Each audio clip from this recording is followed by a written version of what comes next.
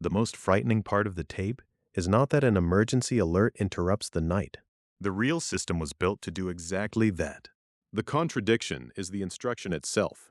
No sourced United States emergency alert protocol supports an order telling the public to sleep, and yet the machinery surrounding that impossible command is familiar enough to feel almost procedural.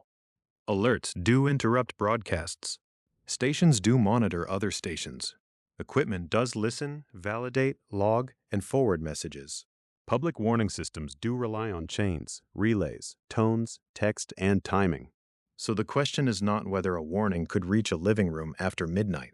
The question is, why, in the archive copy, every monitored source appears to go quiet, while one analog television frequency, identified only as Channel 9, remains awake. For clarity, this report treats the Channel 9 incident as a fictional nightmare built around real public warning architecture. That distinction matters. The United States has had several generations of emergency broadcasting systems, from early Cold War radio controls to the emergency broadcast system, and later to the emergency alert system. These systems were designed for warnings, tests, national emergencies, severe weather, and other urgent public information. They were not designed to command unconsciousness. They do not contain a sourced public instruction to sleep. But horror often begins in the space between what a system is meant to do and what a frightened person believes it is doing. The recovered recording, as described in the fictional archive, is not remarkable at first. It has the plainness of old broadcast material, degraded sound, unstable contrast, a faint roll in the picture, and the sense that the signal has passed through too many machines before reaching the viewer. There is no monster in the frame.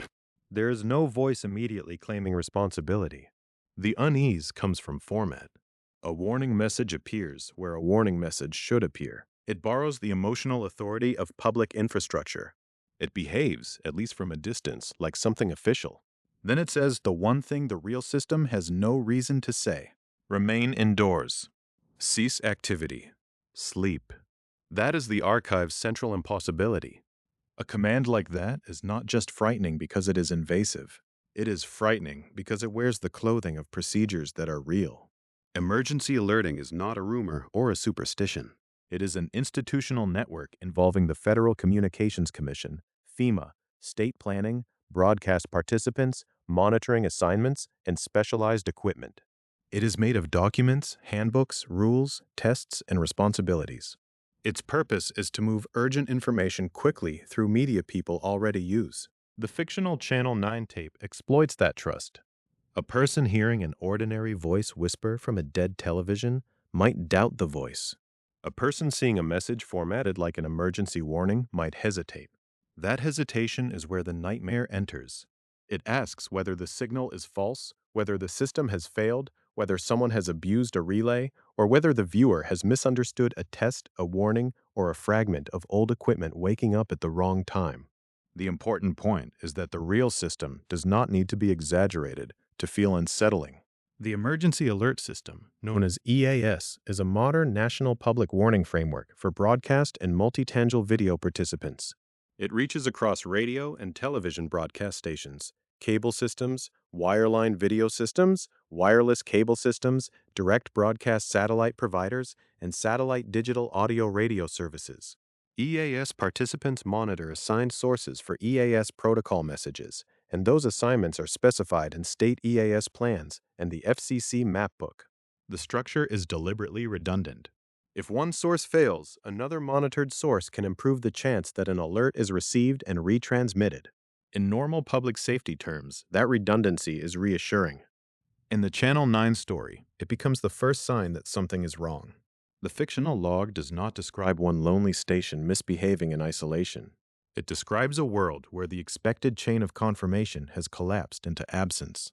The sources that should agree do not answer. The relays that should repeat do not repeat. The instruments that should leave a clean institutional trail leave fragments. And through that silence, Channel 9 continues. Not necessarily as a legal broadcaster, not necessarily as a functioning station. The archive is careful, or at least careful enough, to describe it as an occupied channel, a signal space that should not be carrying what it carries. That is why the title of this report is not simply about a message. It is about wakefulness. Emergency infrastructure is built around attention. Tones attract attention. Crawls attract attention. Equipment listens for encoded messages. Broadcasters maintain procedures so that urgent information is not missed. NOAA Weather Radio All Hazards, described by NOAA as the voice of NOAA's National Weather Service, broadcasts official warnings, watches, forecasts, and hazard information 24 hours a day, 7 days a week. Public warning systems assume that danger may arrive when people are not ready, not watching, not listening, or already asleep. The fictional alert reverses that relationship. Instead of waking the public for danger, it tells the public to stop perceiving danger at all. That reversal is what makes the tape feel contaminated. There is also a historical reason the premise works. American emergency broadcasting did not emerge from entertainment culture. It emerged from civil defense, communications planning, and the fear that ordinary broadcasts could become part of a national vulnerability.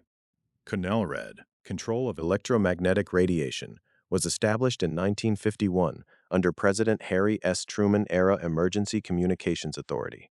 One of its purposes was to prevent enemy aircraft from using ordinary broadcast transmissions as navigational guides. In other words, from the beginning, emergency broadcasting was not only about what the public heard, it was also about what signals revealed, where they traveled, and who might use them. That older fear lingers under the Channel 9 fiction. A broadcast is never only content. It is also a beacon, a route, a timed emission from a place in the world. Even when the image is just a test pattern, even when the sound is a tone, the signal says something. I am here. I am still transmitting. I can still be found. The fictional archive takes that technical fact and turns it into a question of intent. If every legitimate source has stopped, then what does continued transmission mean? If a channel remains visible after the network around it has fallen silent, is it evidence of resilience, malfunction, intrusion, or something outside the category of public warning altogether? The answer cannot be supplied by real emergency protocol, because the sleep command is not real. It belongs to the story world, but the fear around it is strengthened by the factual limits.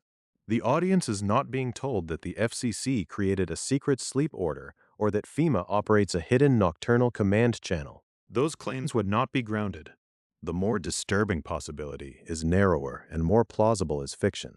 The signal has borrowed a public language people are trained to obey, while violating the purpose of that language so completely that the violation becomes the warning. That is why the tape should not exist. Not because old recordings cannot survive. Not because broadcast anomalies cannot be imagined. Not because alert systems are mysterious machines beyond public knowledge. It should not exist because its format and its content contradict each other. The format says public safety. The instruction says surrender. The chain says verification. The silence says no one is verifying anything. The channel remains, patient and lit, as if waiting for a population to comply with a message no real authority is documented to have issued. By the end of the first viewing, the archive report has established only a few defensible facts. Real emergency broadcasting systems can interrupt ordinary programming. Real systems have changed over time, from CONELRAD to the emergency broadcast system to the emergency alert system. Real participants monitor assigned sources and rely on redundancy. Real public warning infrastructure includes broadcasters, federal agencies, state plans, local relays, specialized equipment, and continuous services such as NOAA Weather Radio. And no sourced United States Emergency Alert Protocol tells the public to sleep. Everything else is the nightmare. Still, the nightmare knows where to place its hands. It reaches backward into old civil defense logic when controlling emissions was part of protecting the country. It reaches into the era of tones and carrier interruptions. It reaches into the practical question of how warnings move from one point to another. It understands that fear does not require a supernatural voice if the message arrives through a trusted path. Before Channel 9 can be understood, the path itself has to be traced. Long before the fictional tape, long before the impossible sleep instruction, there was a system built around a colder anxiety that ordinary broadcast signals could guide danger through the dark. The fear described at the end of the previous file was not abstract. It belonged to a particular period, with particular assumptions about radio, distance, aircraft, and night. Before warning systems were imagined as networks of decoder boxes, state plans, satellite paths, cable interruptions, and digital message formats, there was a more elemental concern. A signal that served the public could also serve an enemy. A familiar voice in the kitchen could become a line drawn across the sky. That concern took institutional form in the early Cold War system known as CONELRAD, short for Control of Electromagnetic Radiation. It was established in 1951 under President Harry S. Truman-era Emergency Communications Authority, and the Federal Communications Commission has cited Executive Order Number 10,312 in relation to that Emergency Radio Transmission Authority. The name itself is almost too plain to sound frightening. Control of electromagnetic radiation, not control of panic, not control of information. Control of the radiation itself, of what left the tower, what crossed the landscape, and what might be followed. This is the older logic beneath the Channel 9 nightmare. It is not yet about a message telling anyone to sleep. That instruction remains fictional, unsupported by sourced United States Emergency Alert Protocol. But CONELRAD shows why the machinery of public warning was born with a second purpose folded into it. The system had to speak to civilians, but it also had to consider who else might be listening. In ordinary broadcasting, a station is meant to be found. Its frequency is assigned. Its signal is repeated. Its identity is announced. Its coverage area becomes familiar to the audience and to the engineers responsible for keeping it on the air. A radio listener turns a dial and finds a voice where a voice is expected to be. That reliability is the virtue of broadcast service. But during the Cold War, reliability had another face. If a civilian could use a station as a fixed point, then so could someone approaching from outside the country. The concern was that enemy aircraft could use ordinary broadcast transmissions as navigational guides. A radio station, especially one transmitting steadily from a known place, could become more than entertainment or news. It could become a beacon. Not a beacon designed for pilots, not a formal navigational aid, but a strong and predictable signal rising from a city or region. In the logic of civil defense, that possibility mattered. The danger was not only the explosive force of an attack. It was the path that might make an attack more accurate. CONELRAD addressed that fear by changing what it meant for broadcasting to continue during an emergency. The system was not simply an ancestor of later alerts. It was built around a wartime assumption that the electromagnetic landscape itself might have to be managed. The public might need information, but the normal pattern of stations staying in their usual places, transmitting as usual, could not be treated as harmless. This is why CONELRAD feels so strange when viewed from the present. Modern audiences often think of emergency broadcasting as interruption, a tone, a crawl, a voice, a test, a warning. The screen is interrupted, the program is displaced, and official information takes priority. CONELRAD belonged to a more severe idea. It was concerned with interruption not only as a way to seize attention, but as a way to deny usefulness to the signal itself. That distinction matters for the fictional archive. The Channel 9 tape appears, at first, to imitate an emergency instruction. It borrows the authority of public warning. It presents itself as something that should be obeyed because it arrives through an official-looking path. But CONELRAD reminds us that the earliest architecture of this world was not only about delivering words. It was about making signals behave under threat. A broadcast signal is invisible in ordinary experience. It does not look like a road or a river. It does not announce its path across neighborhoods, farmland, water, and hills. Yet the entire premise of broadcasting depends on that invisible reach. CONELRAD treated that reach as both service and exposure. The same transmission that carried a civil defense message could mark a place on a hostile map. The archive report style of this episode depends on that double meaning. We are not claiming that CONELRAD contained anything like the sleep command. It did not. The point is more unsettling because it is smaller and more factual. Public warning in the United States developed in a world where officials already understood that a signal could have consequences beyond its content. A phrase could warn a household. A carrier could guide an aircraft. A station could inform the public and reveal the geography of the public being informed. That is the older fear Channel 9 inherits. The system's full name, Control of Electromagnetic Radiation, sounds administrative until it is spoken slowly. Electromagnetic radiation includes the broadcast energy leaving antennas and traveling outward. To control it is to accept that silence, movement, timing, and interruption may be as important as speech. In a later era, the public would become familiar with attention signals and alert messages. But CONELRAD came from a moment when the absence of a stable signal was itself part of the defense posture. In the fictional file, this is why the sleeping instruction feels wrong in a particular way. It is not merely a strange sentence. It arrives inside a tradition where emergency communication has always involved trust under pressure. People are expected to distinguish a routine broadcast from an emergency announcement. Broadcasters are expected to follow procedures. Government authority is expected to define when the system changes behavior. If an impossible order appears inside that frame, the terror is not only the order. It is the suggestion that something has learned the frame. The early Cold War context gives that suggestion weight. CONELRAD was not created for atmosphere. It was part of a real national effort to manage emergency communications under the possibility of attack. It belonged to a time when civil defense planning entered homes through pamphlets, sirens, drills, and broadcast instructions. The public warning system was not a metaphor. It was a practical instrument shaped by fear of aircraft, targeting, and national vulnerability. That is why the Channel 9 premise should not be separated from its technical ancestry. Analog horror often lingers on the texture of old screens, test patterns, and late-night silence. Those details create mood, but the more durable dread comes from procedure. What does the station do when the warning comes? Who tells it to stop? Who tells it to resume? What is the correct pattern? What if the pattern continues after the authority behind it should be gone? CONELRAD gives the story its first procedural shadow. It shows that emergency broadcasting once involved the deliberate disruption of ordinary station behavior. It shows that the public warning path was shaped by the need to prevent hostile use of normal transmissions. And it shows that a signal in this world is never just a signal. It can be a message, a marker, a lure, or a liability. The fictional Channel 9 is frightening because it remains awake when the rest of the system appears to submit. But the idea that a channel's behavior could matter during national danger is not invented. The real history made station behavior significant. Whether a transmitter stayed on, shut down, shifted, or returned according to procedure could be part of the emergency itself.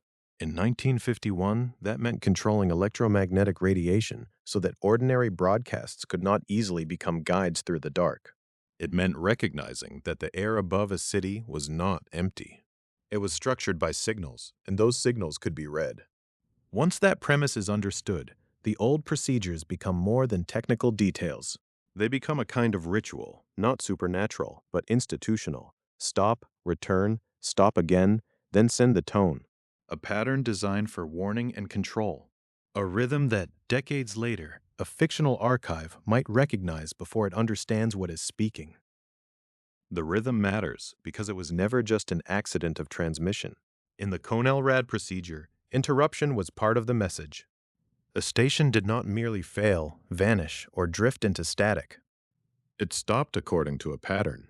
It returned according to a pattern. It stopped again. Then it gave the listener a tone. That is the point at which the fictional Channel 9 tape begins to behave less like a broadcast and more like an old procedure remembering itself. In the surviving description of CONELRAD alerting, the carrier interruption sequence is precise. Stations shut off for 5 seconds. They return to the air for 5 seconds. They shut off again for 5 seconds. After that, they transmit a 15-second tone. It is a small piece of emergency broadcasting history, but in an archive horror story, it has the weight of a fingerprint. Not because it proves that anything impossible has happened, but because it suggests that whatever is happening knows an obsolete ritual. A normal viewer might describe the first interruption as a glitch.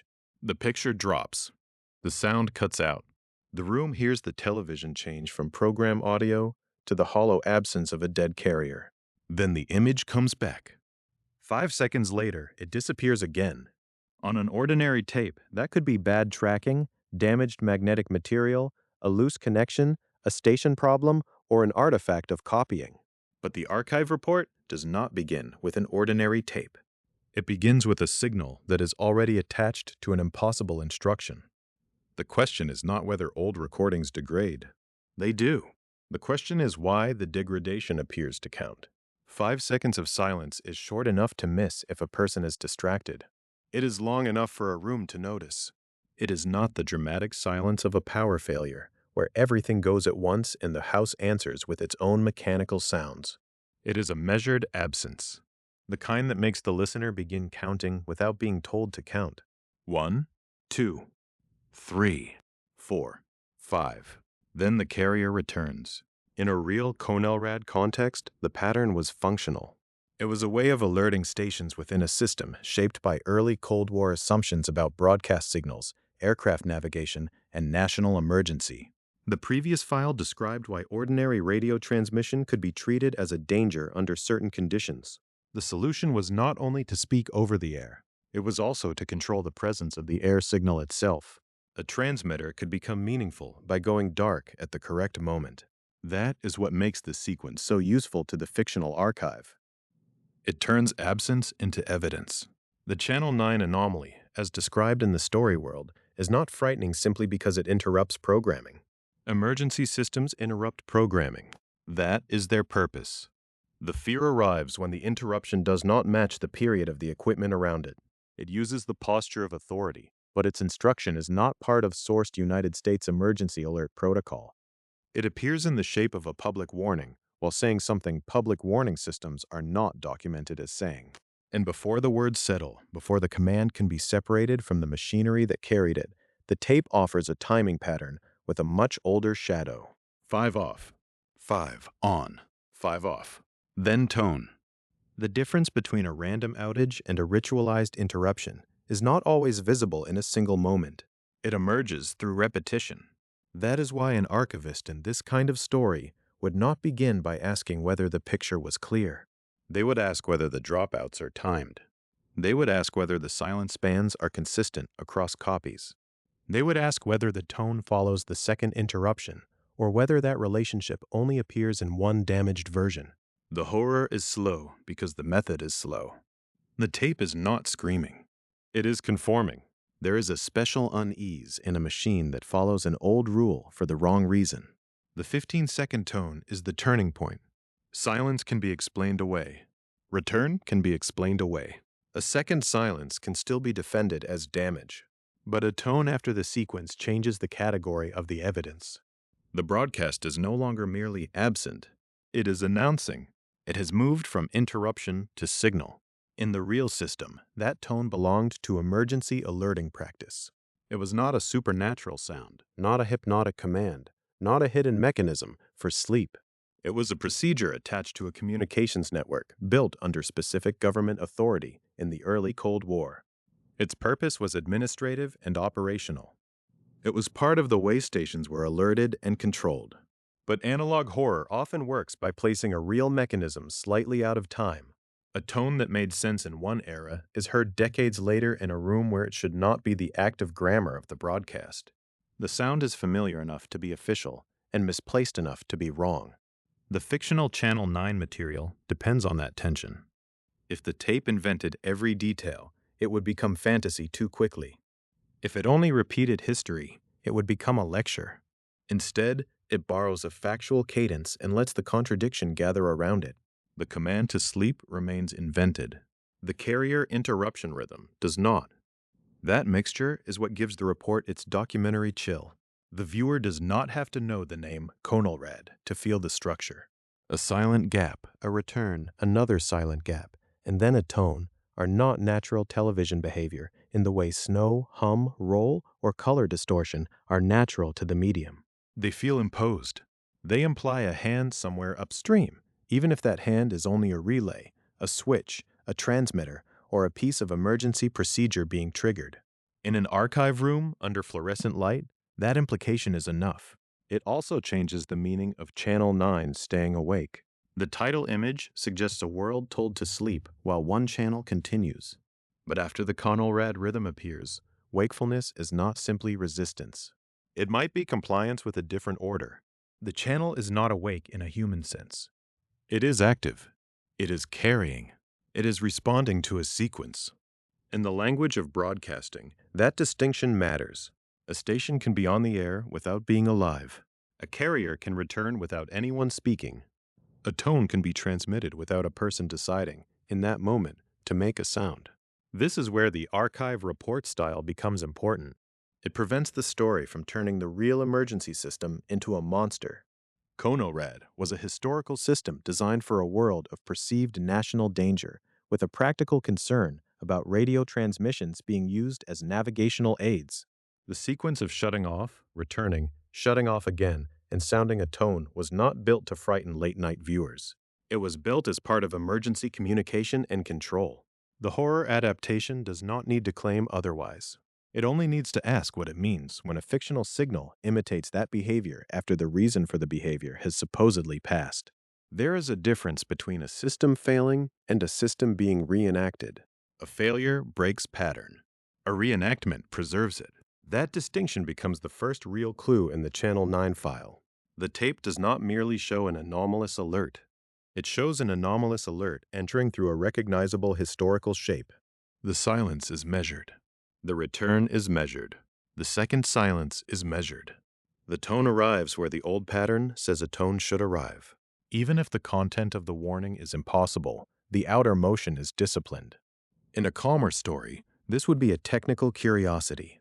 In this one, it is the moment the archive stops treating the broadcast as a corrupted recording and begins treating it as a message with lineage.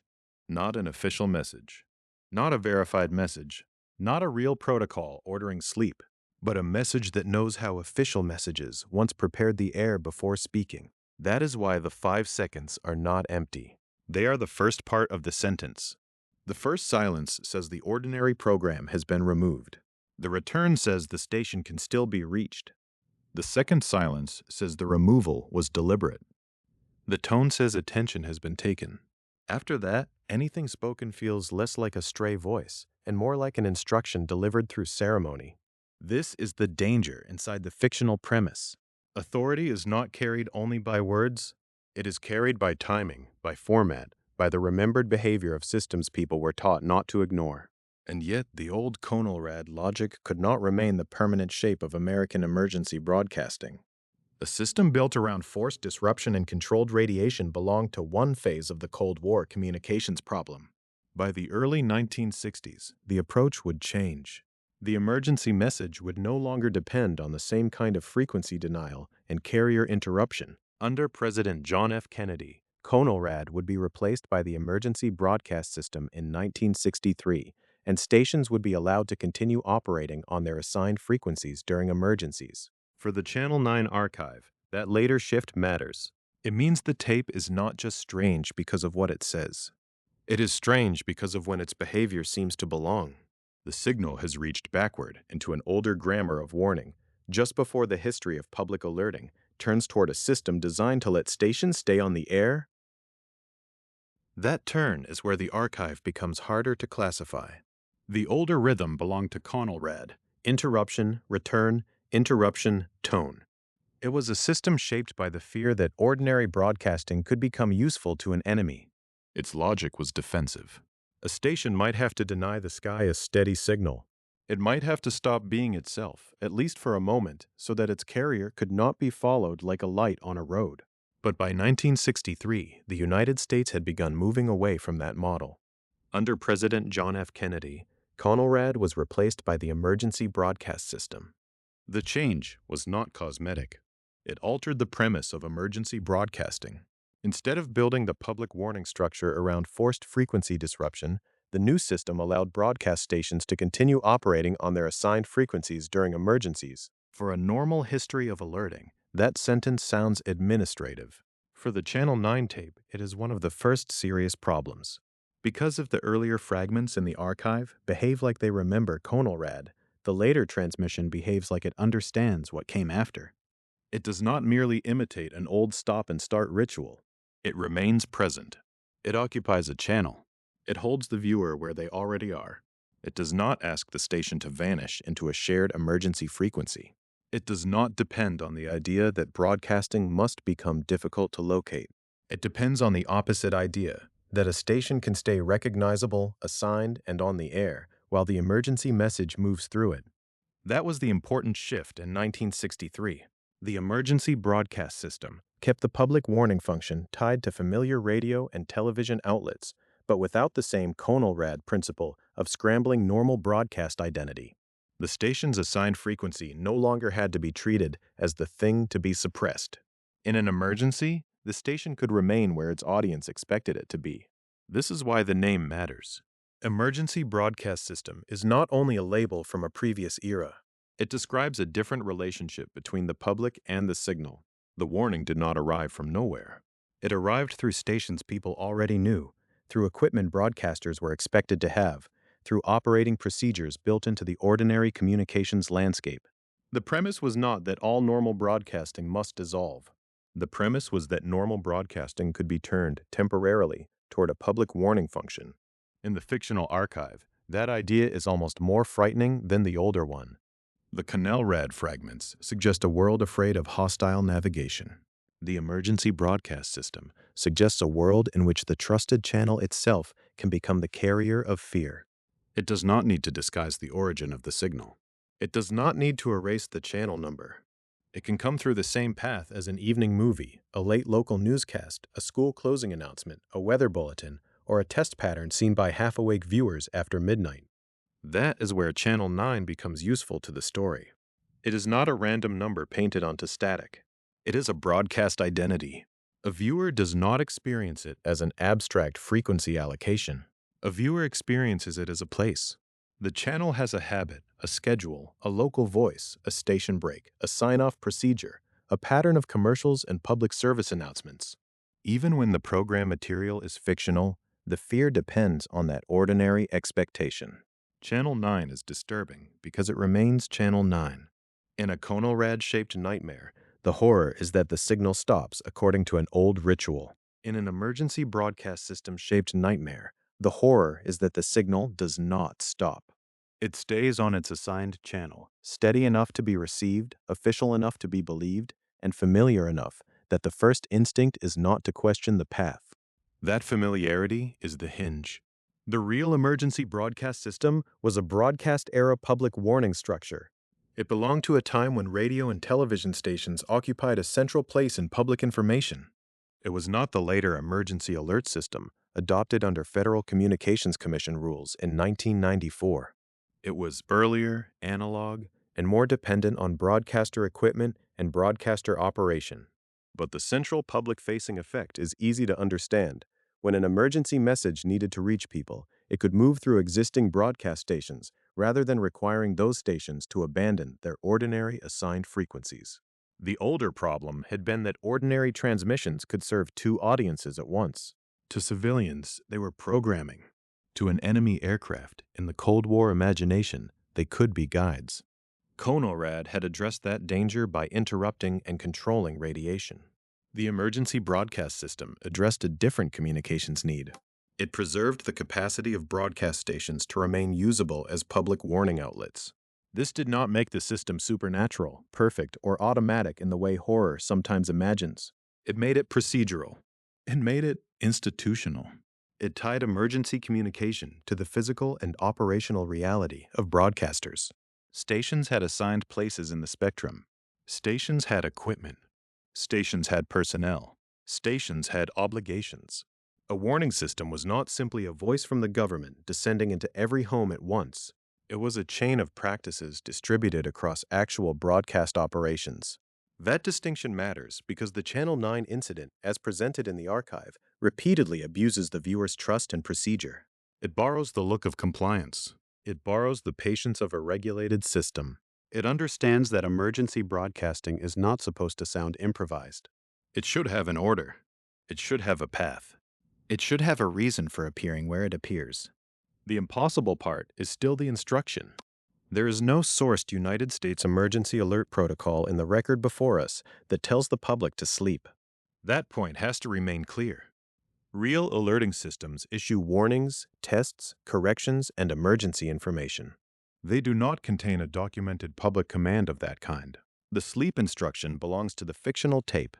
But the route it seems to exploit is based on something real enough to unsettle the room, the long American habit of trusting broadcast infrastructure when ordinary programming is interrupted by a formal emergency format. The replacement of CONELRAD by the emergency broadcast system also changes how we read silence.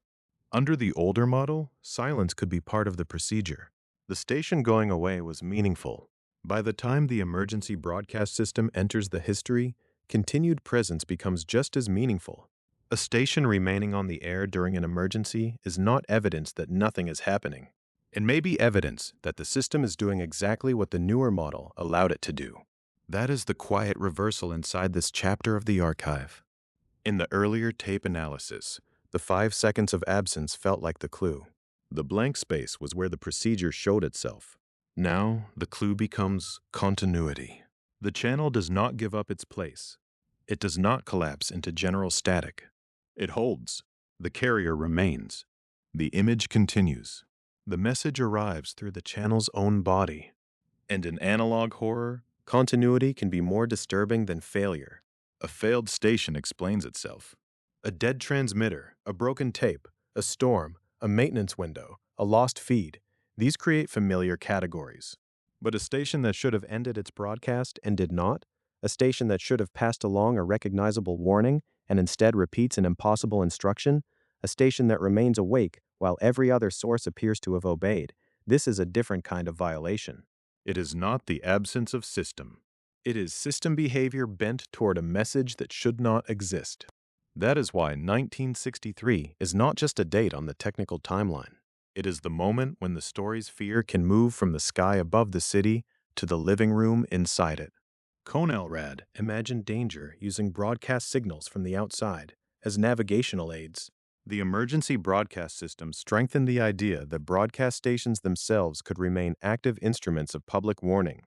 The same assigned channel that carried ordinary life could carry emergency authority. So when the Channel 9 recording insists that everyone should sleep, the horror does not come from believing that such a command was ever a real rule. It comes from recognizing the borrowed architecture around it. The transmission behaves as though it has studied the history of public warning. It seems to know when stations were once made to stop. It seems to know when they were later permitted to remain. It uses both memories at once, the old ritual of interruption and the newer permission to stay present on the assigned frequency. The archive does not prove that an emergency system failed. It proves something more useful to the nightmare, that the fictional signal has chosen a believable costume. And the costume will become more specific as the emergency broadcast system matures. Once the system is understood not as a vanishing act but as an analog broadcast mechanism, the next question is not only where the message appears. It is how it gets attention. What sound opens the door? What tone enters the room before the words do? The door, in this part of the record, is not a metaphor at first. It is a function. The emergency broadcast system did not depend only on the authority of a message. It depended on a broadcast station being able to receive that message, recognize it, prepare it, and put it on the air. It was not a cloud above the country, speaking evenly to every receiver at once. It was an analog transmission system, built into ordinary broadcasting by rules, equipment, and local human control. That detail matters because it keeps the horror small enough to fit inside a room. A transmitter room, a control room, a rack of required equipment, a monitor tuned to another station, a switch that someone was expected to understand. In the fictional Channel 9 archive, the sleep instruction becomes frightening because it borrows the shape of public warning without belonging to any sourced public warning protocol. But the borrowed shape is not vague. By the time the emergency broadcast system had replaced CONELRAD, the warning ritual had moved away from the older demand that stations deny the sky a stable navigational beacon. Stations could remain on their assigned frequencies during emergencies. The public could be warned through the same channels they already used. That continuity made the system more useful. It also made the boundary between ordinary programming and emergency authority more intimate. The warning could arrive in the middle of the familiar. A voice could break into the evening schedule. A tone could cut across a commercial. A station that had spent the whole day selling soap, reading weather, airing sports, and carrying network programming could become, for a few minutes, part of a national emergency communication structure. The emergency broadcast system made that possible through broadcast infrastructure that was still physical, local, and analog. The system required broadcasters to install specified equipment. It relied on broadcasters to operate and control that equipment. The warning chain was not imagined as pure automation. It passed through institutions and stations, through people trained to respond to procedures. That is why the Channel 9 tape, as a fictional object, should not be treated as proof of a secret national command. It is more unsettling if it is treated as evidence of imitation.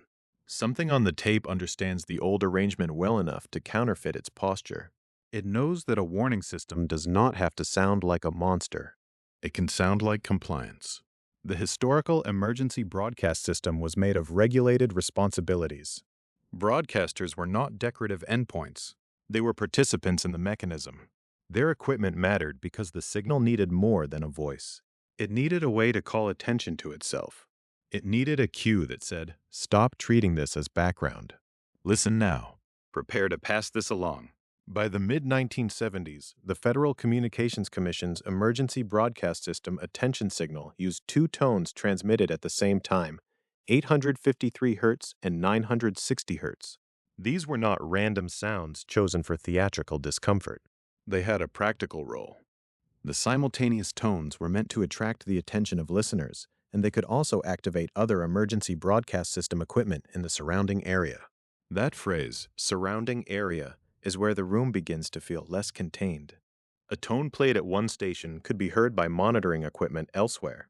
The broadcast did not have to persuade a listener in the ordinary sense before it began to have effects. It could cause equipment to respond.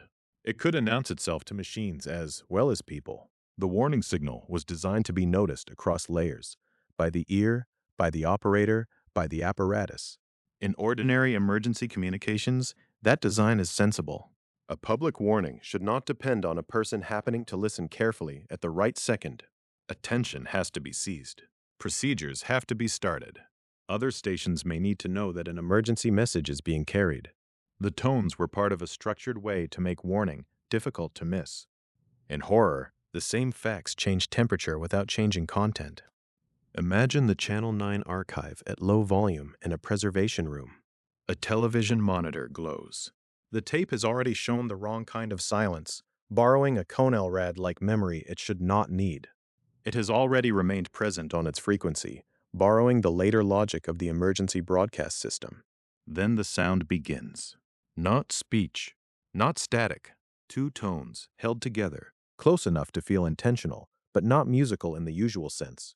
853 Hz, 960 Hz. A listener does not need to know the exact frequencies to feel that the sound is doing work. It is not a melody. It is not an alarm in the cinematic sense. It is a key pressed into the air, a signal made to stand between normal programming and an official message. The fictional tape gains force because it uses a real historical texture, the attention signal, as threshold. Here the archive-report voice has to be careful.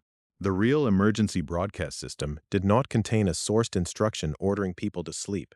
That command belongs to the Story World 2017. It is the impossible content, not the historical mechanism.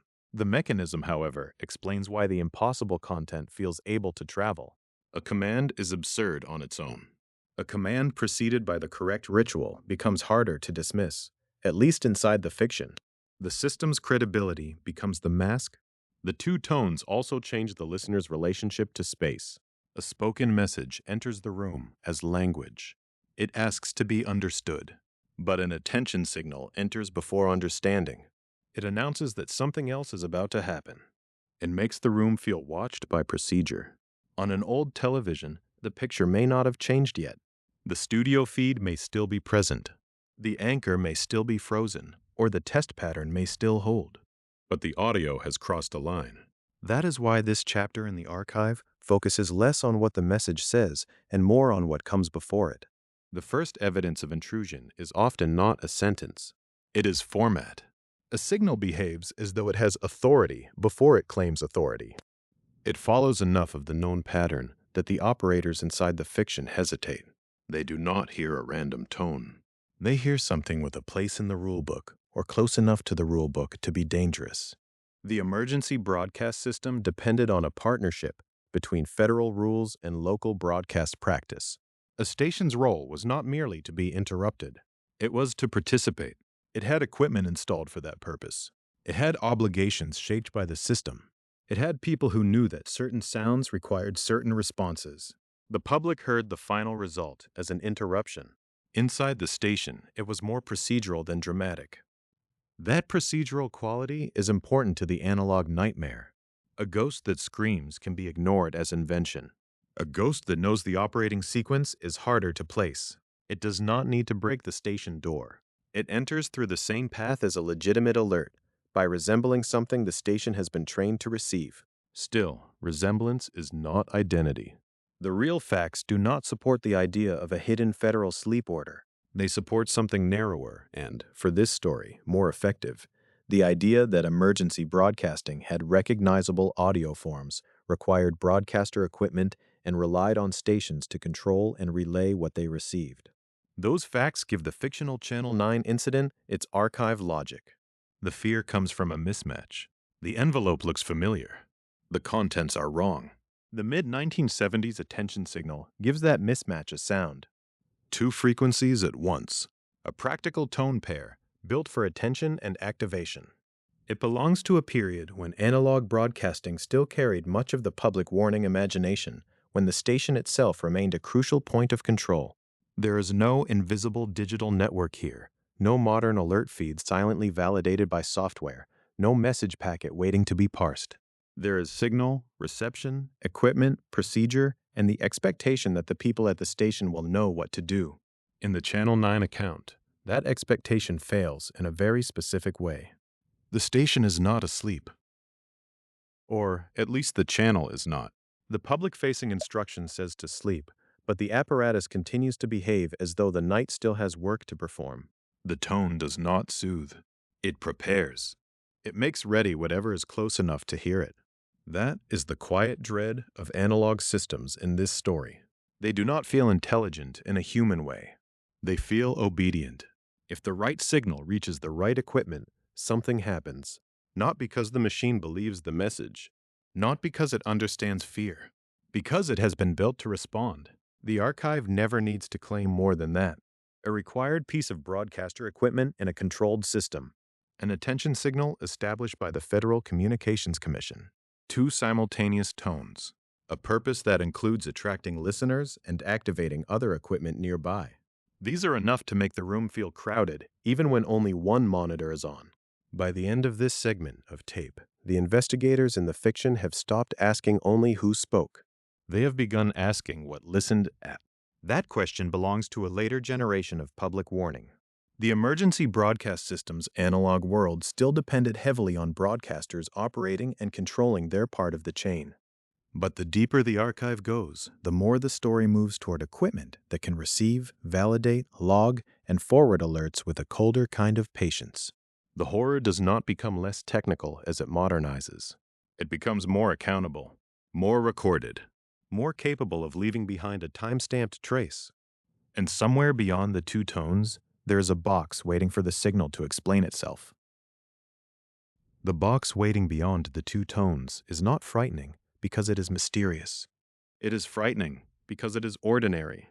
In the archive fiction, Channel 9 does not become believable by inventing a secret national switch or by pretending that emergency broadcasting works through a hidden command buried inside every television. It becomes believable when the story moves closer to the real equipment rooms, the racks, the cables, the receivers left on through the night, and the device that has one job before all others: listen. In the modern public warning environment, that device is commonly understood as EAS encoder-decoder equipment.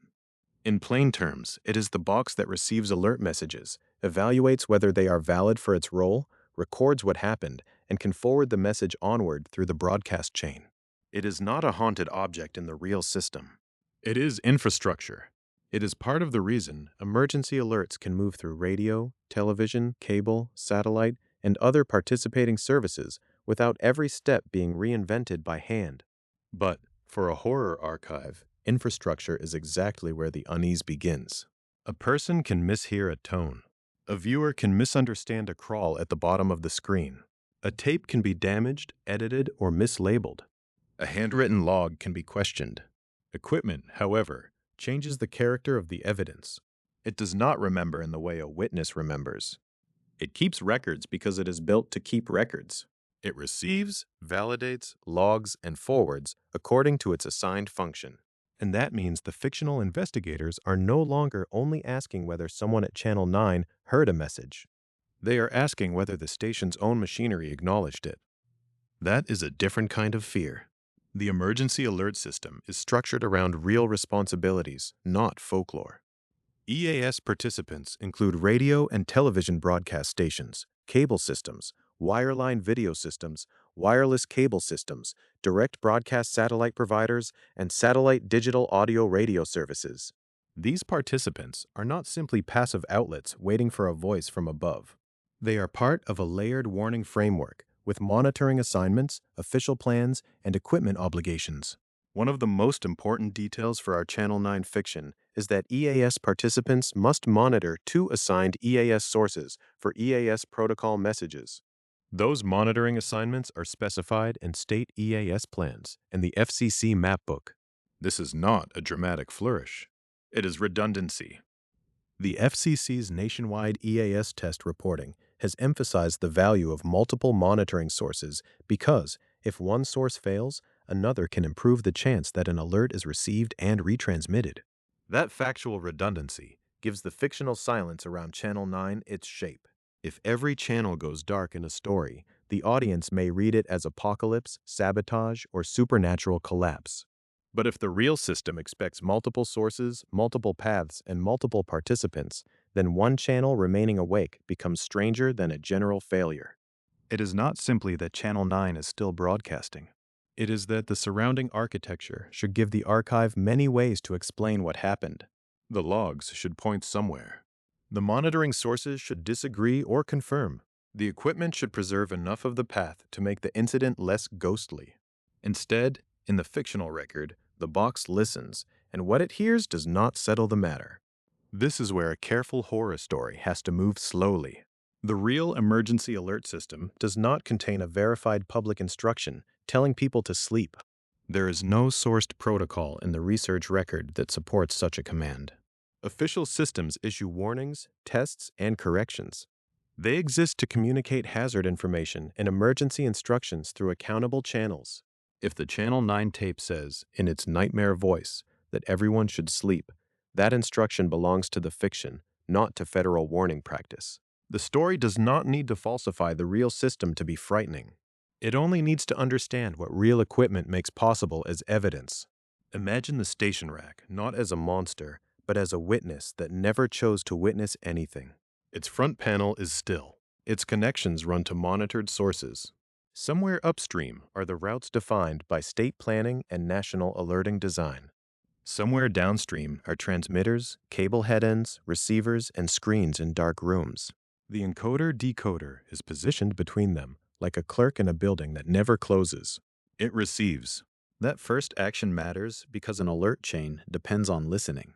A participating station cannot relay what it never receives. In fiction, the Channel 9 engineers can argue about what aired, but the equipment forces a harder question. Was there an incoming message at all? If there was, did it arrive through an assigned monitoring source? Did it resemble the form of a real EAS protocol message, or did it merely imitate the atmosphere of one?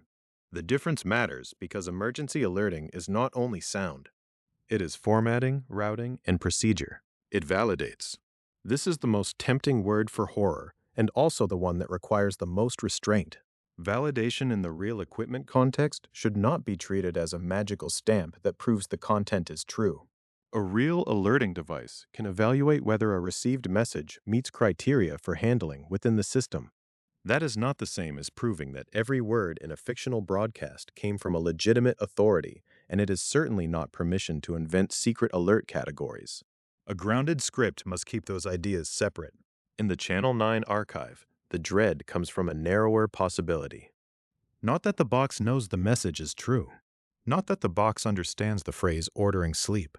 But that some portion of the signal may have been structured well enough to be received and handled by machinery built for accountable warning. The horror is procedural. Something wrong has arrived, wearing enough of the right clothing to be noticed. It logs. Here the story becomes colder. A log is less theatrical than a scream, but it is harder to dismiss. It can record time, event handling, and equipment activity. It can show that something was received, that something was forwarded, or that something failed. In a fictional archive report, a log entry can function like a footprint in dust. It does not explain the body. It proves that weight passed through the room. The most unsettling version of the Channel 9 incident is not one where every record is erased. Total erasure is too clean. It gives the audience the comfort of conspiracy.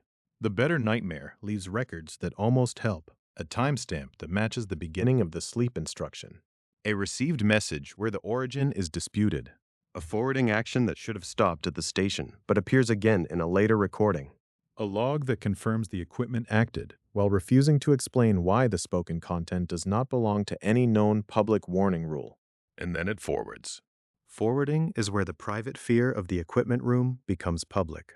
An alert system is designed so that messages can move outward. That is its purpose. In reality, this is necessary and protective. In the story, the same function becomes a source of dread because the fictional message is not protective. It is an impossible instruction passing through a credible shape. This is why the phrase, "the box that listens," works better than a more dramatic name. It does not accuse the machine of malice. It only describes its patience. The equipment does not need to believe the message. It does not need to fear the message. It only needs to process what it has been built to process. A horror story can turn that neutrality into pressure as long as it does not claim that real emergency protocols behave in ways they do not. The real alerting world also includes FEMA's Integrated Public Alert and Warning System, and EAS equipment must interface with that system for common alerting protocol formatted alerts. That detail belongs to a later, more networked phase of the public warning environment, but it matters here because it shows how far the idea of the listening box extends. The alert path is not merely a local broadcast engineer waiting beside a console. It is equipment connected to formats, sources, plans, and institutions. The archive uses that institutional texture as atmosphere. State emergency communications committees draft state EAS plans and coordinate monthly testing schedules. Participants have assigned sources. National public warning depends on layers rather than a single point of speech. The more organized the real system appears, the more disturbing the fictional anomaly becomes. The Channel 9 tape is not scary because it reveals that the system is lawless. It is scary because it appears inside a world where alerting is supposed to be documented. There is also an ethical boundary here, and the boundary strengthens the story. Public warning systems are built for emergencies, including moments when people need clear, accessible, timely information. The FCC has warned EAS participants about compliance obligations, including the need for alerts to be accessible to people with disabilities. That means the visual crawl, the audio message, the captioning environment, and the timing of a correction are not decorative details. They are part of whether an alert reaches the public. For analog horror, this matters because silence is not empty. A screen without a readable crawl can be as ominous as a tone. A missing correction can become the most frightening line in the record. A message that is heard but not displayed, or displayed but not heard, can turn access itself into evidence that something has gone wrong. Again, the story does not need to invent false emergency rules. It can build dread from the real expectation that alerts must be accountable to the people receiving them. So when the fictional Channel 9 equipment room appears in the archive, the camera should not rush. It should linger on the mundane things. A receiver left active because monitoring is required. A printer or display showing entries that no one wants to read twice. A rack label. A cable route. A timestamp. The absence of a human hand at the exact moment the system moves from reception to relay. This is the chapter of the incident where the old analog fear becomes administrative. The earlier tape asked what tone entered the room. This part asks what the room did with it. It asks whether the machinery ignored the signal, rejected it, recorded it, passed it along, or simply sat there with proof that an impossible message had touched a real chain. In that question, the Channel 9 fiction finds its most believable shape. Not a conspiracy of voices. Not a supernatural law of broadcasting. A listening device doing its work in a system built to remember. And once the box is allowed to remember, the archive can no longer remain in the older world of manual tones and analog attention. The story has reached the threshold of a formal change in American public warning, the point where the emergency broadcast system gives way to the emergency alert system, and where the nightmare must be measured against the rules adopted in 1994. The rules adopted in 1994 matter here because they changed the shape of the room around the listening box. The emergency broadcast system had belonged to an older broadcast world, one where attention tones, assigned stations, and human operation gave the warning chain its analog character. The emergency alert system did not erase that history. It formalized a different expectation. Alerts would be structured. Equipment would receive and decode them. Participants would be part of a national public warning framework, not merely stations waiting for a voice to arrive. For the Channel 9 archive, this is the point where the nightmare either becomes more plausible or collapses under its own mythology. If the tape claims that a modern emergency message told everyone to sleep, then the claim has to pass through the world built after 1994. It has to pass through rules, through participant obligations, through equipment meant to recognize formatted alert messages, through logs, through the difference between an emergency warning and an invented command. That difference is not a small detail. It is the boundary that lets this report keep one hand on the documented system and one hand on the fictional recording.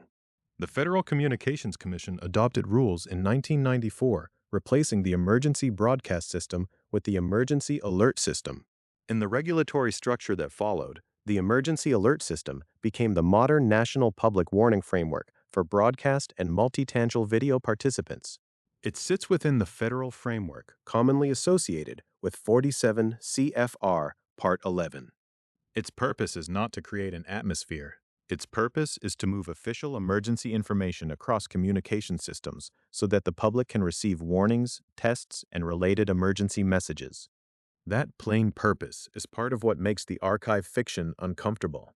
The real system is administrative, technical, and public-facing. It is not a cult. It is not supposed to whisper. It is not supposed to behave like a hypnotic ritual. It exists because emergencies require speed, reach, and reliability. The more carefully the real system is described, the more visible the fictional contamination becomes.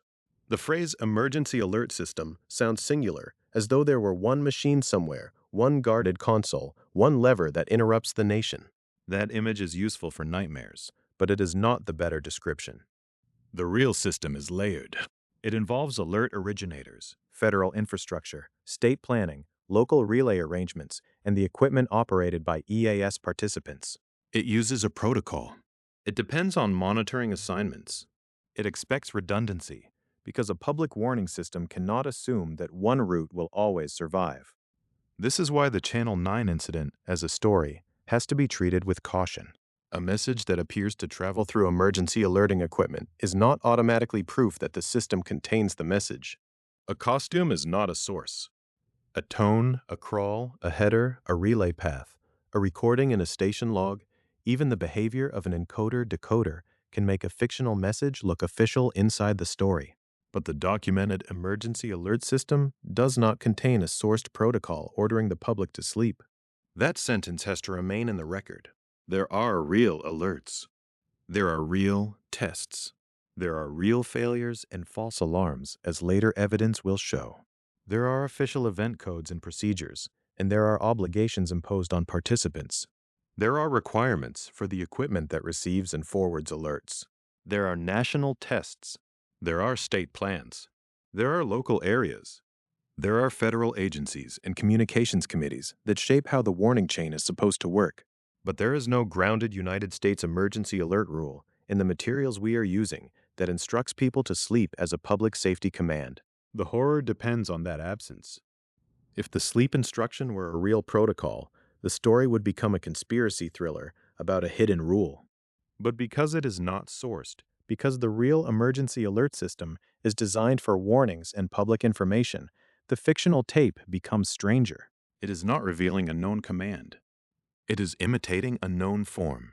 It is using the grammar of public warning to deliver something that does not belong to public warning. That is why 1994 is not merely a date in this episode. It is a filter. Before this point, the archive could borrow the older atmosphere of emergency broadcasting: silence, tones, manual operation, the solemn interruption of ordinary programming. After this point, the archive has to contend with a system built around encoded alert data and participant equipment. The question is no longer only, did someone hear it? The question becomes, what did the equipment identify? What did it log? What source did it monitor? What message format did it receive? What participant retransmitted it, if any? And what part of that chain can be verified without accepting the fictional command as fact? The emergency alert system also expanded the imaginative geography of the story. The old image of a television station sitting alone in the dark is too narrow for the modern framework. EAS participants include broadcast and multi-channel video entities, and the system reaches across forms of distribution that are not limited to one over-the-air television signal. Radio and television remain central to the public imagination, but the framework also involves cable, satellite, and other video services that carry emergency information to audiences who may not be watching an antenna-fed set at all. This matters because Channel 9 is an analog symbol, but the warning environment around it is broader. A fictional channel can remain awake on a band of spectrum. A public alert system cannot be reduced to that one glowing rectangle. The real architecture expects messages to be available through multiple paths. It expects alerting to survive the failure of a single station more often than a ghost story would like. It expects one source not to be the entire truth. So when the archive says that everyone slept except Channel 9, the claim should make us suspicious in two directions at once. First, because no sourced emergency alert protocol orders sleep. Second, because the real alerting framework is not built around one lone channel as the only living mouth of the system. A true national warning framework is deliberately less romantic than that. It is distributed. It is procedural. It is redundant. The fiction is powerful because it violates those expectations quietly. It does not need to show an operator screaming into a microphone. It only needs to show a familiar emergency form doing unfamiliar work. A crawl where a warning should be. A received message where there should be a rejection. A timestamp where there should be nothing at all. A station that appears to remain awake not because it is heroic, but because something in the chain has selected it as the place where the impossible will still be visible. The 1994 transition also changes the emotional quality of evidence. In an older analog setting, terror can live in a tone on a tape. In the EAS world, terror can live in a record. A box receives something. A device validates or fails to validate something. A participant monitors assigned sources. A log marks the time. The horror becomes less like a seance and more like an audit. The archive does not ask us to believe in a voice from nowhere. It asks us to look at ordinary mechanisms and notice that one entry, one relay, one participant, one channel does not fit. Still, the real system has limits, and those limits protect the factual record. The emergency alert system is not a machine for issuing arbitrary national commands. It is a public warning framework governed by rules, equipment standards, and institutional responsibilities. It interfaces with official alerting infrastructure. EAS equipment must interface with FEMA's Integrated Public Alert and Warning System for Common Alerting Protocol formatted alerts. That fact gives the modern system another layer of documentation and another route for legitimate alerts, but it does not turn every alarming screen into an authentic government message. Official structure is what allows a warning to be traced. It is also what allows an imitation to be questioned. That is the central tension of this chapter. The more modern the system becomes, the less satisfying it is to say, the television told them. Which television? Which participant? Which source? Which protocol message? Which originating authority? Which log? Which route through the warning network? Which part of the event can be found in the rules, and which part only appears on the corrupted tape? Channel 9 survives in the fiction because it sits at that divide.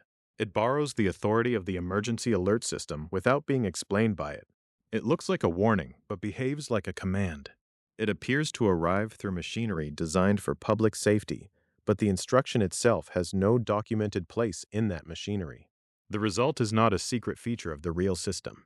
It is a narrative infection wearing the system's face. The archive report has to keep saying this, calmly, because analog nightmares often become most persuasive when they blur the line between the official and the impossible.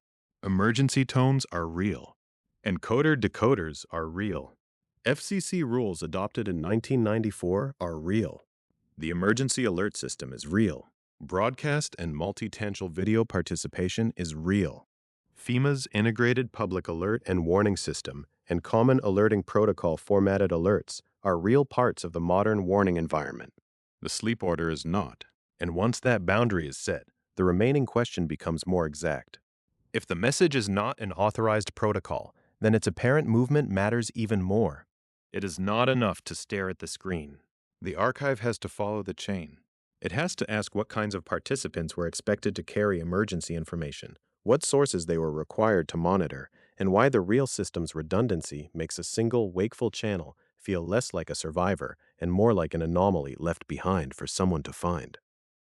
Following the chain means giving up the comforting idea of one tower, one switch, one room with one hand resting above a button. That is not how the modern warning environment is described. The emergency alert system is not limited to the old image of a radio announcer waiting in a small studio or a television station engineer watching a meter after midnight. Under the federal framework, the category of EAS participants is wider than that. It includes radio broadcast stations and television broadcast stations, but it also includes cable systems, wireline video systems, wireless cable systems, direct broadcast satellite providers, and satellite digital audio radio services. That list matters because it changes the scale of the fictional Channel 9 incident. If an alert appears only on one lonely analog channel, the first instinct is to imagine isolation. One transmitter, one building, one failed piece of equipment. But the real system was built for a communications landscape that had already expanded beyond ordinary over-the-air broadcasting. Warnings had to move through broadcast stations, cable headends, satellite providers, and other multi-tangential video systems. The public did not receive television in only one way. The warning chain could not be designed as if they did. So when the archive says that everyone was told to sleep while Channel 9 remained awake, the disturbing part is not that the story imagines a national instruction. That instruction remains fictional. The disturbing part is that the story borrows the outline of a real distribution environment and then subtracts the expected noise from it.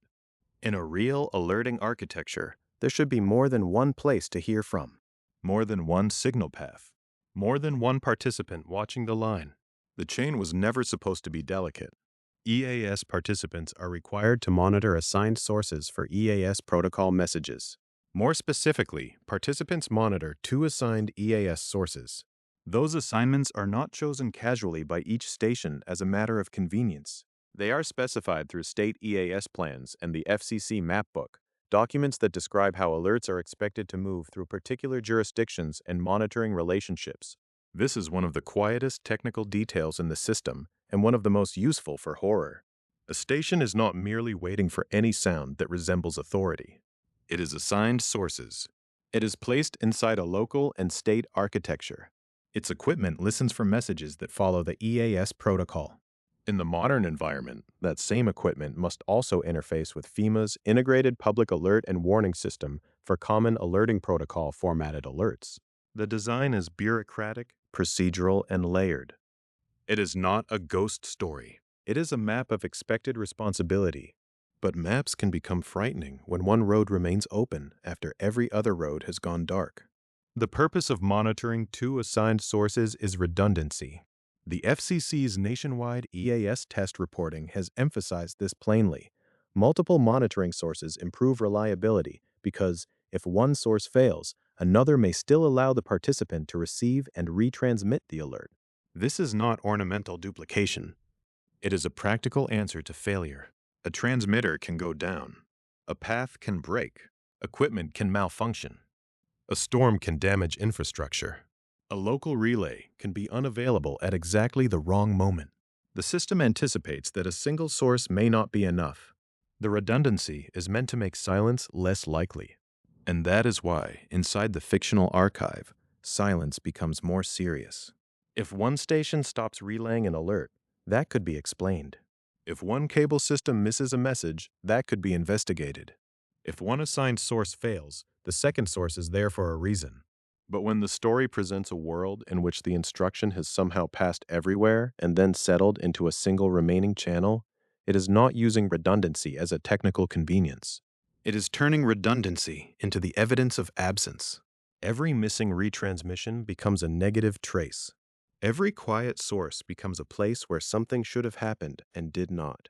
That is the difference between a haunted broadcast and an archive report. A haunted broadcast can remain vague.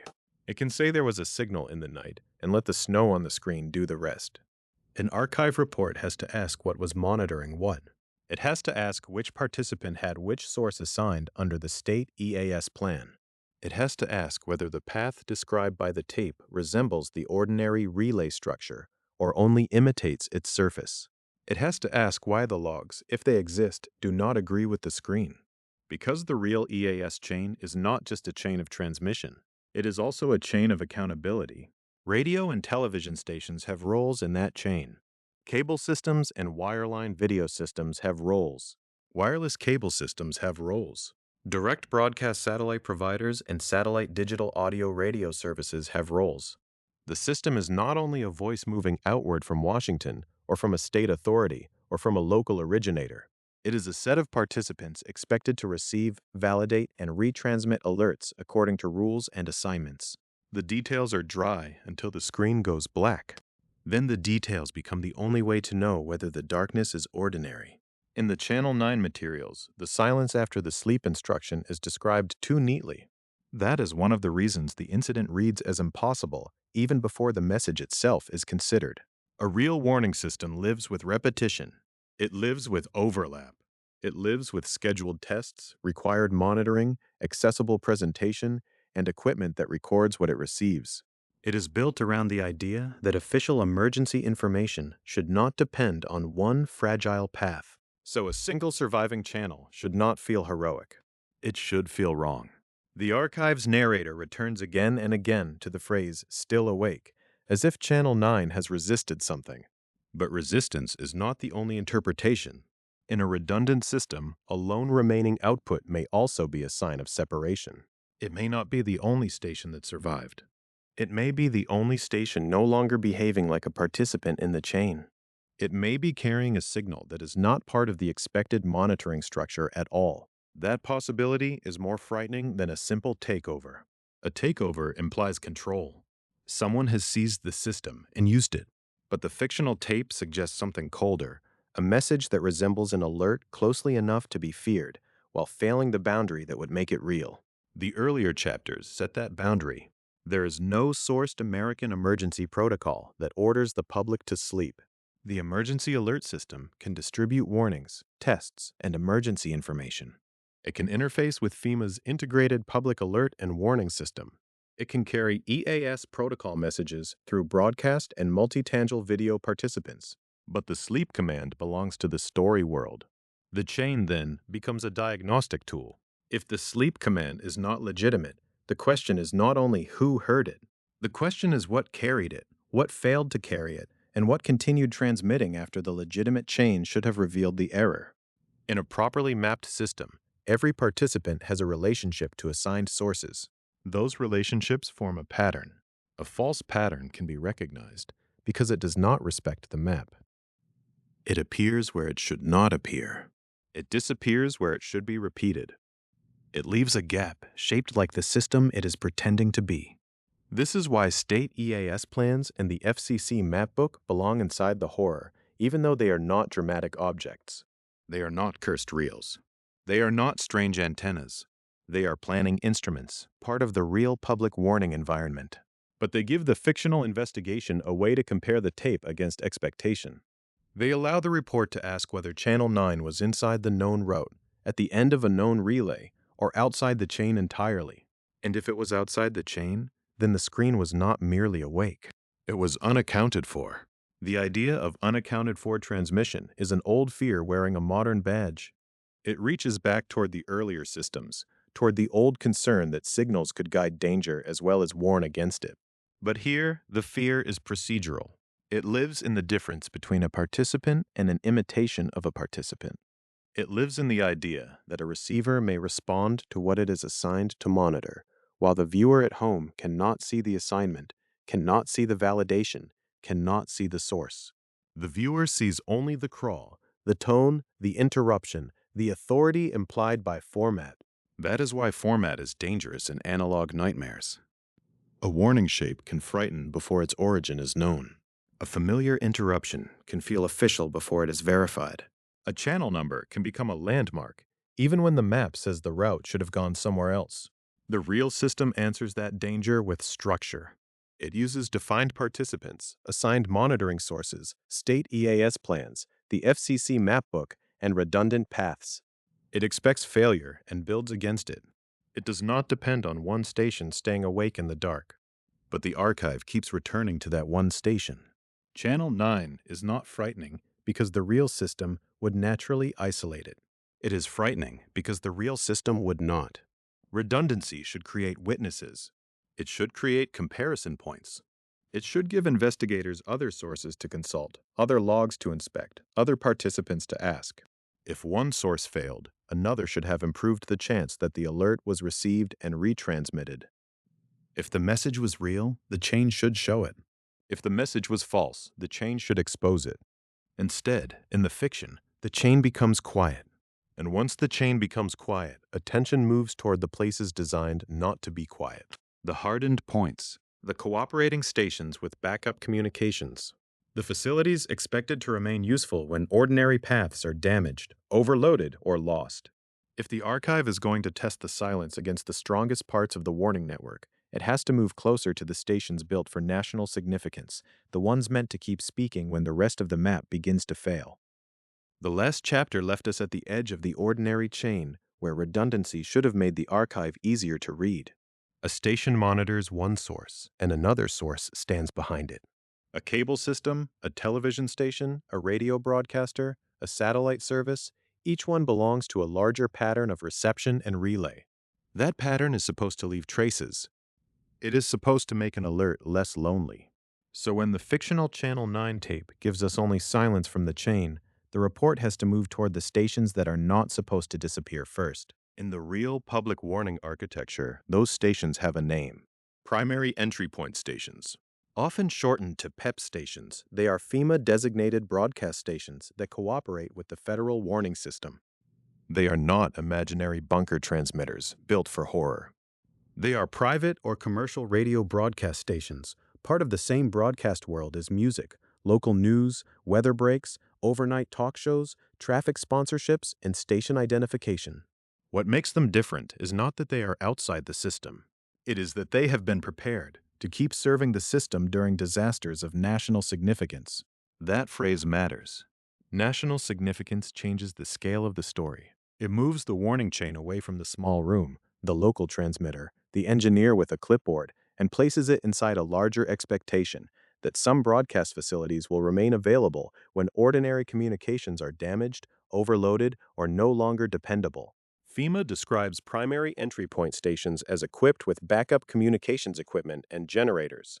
In plain language, they are meant to keep speaking when the power grid, the telephone line, the usual studio route, or the ordinary relay path can no longer be trusted.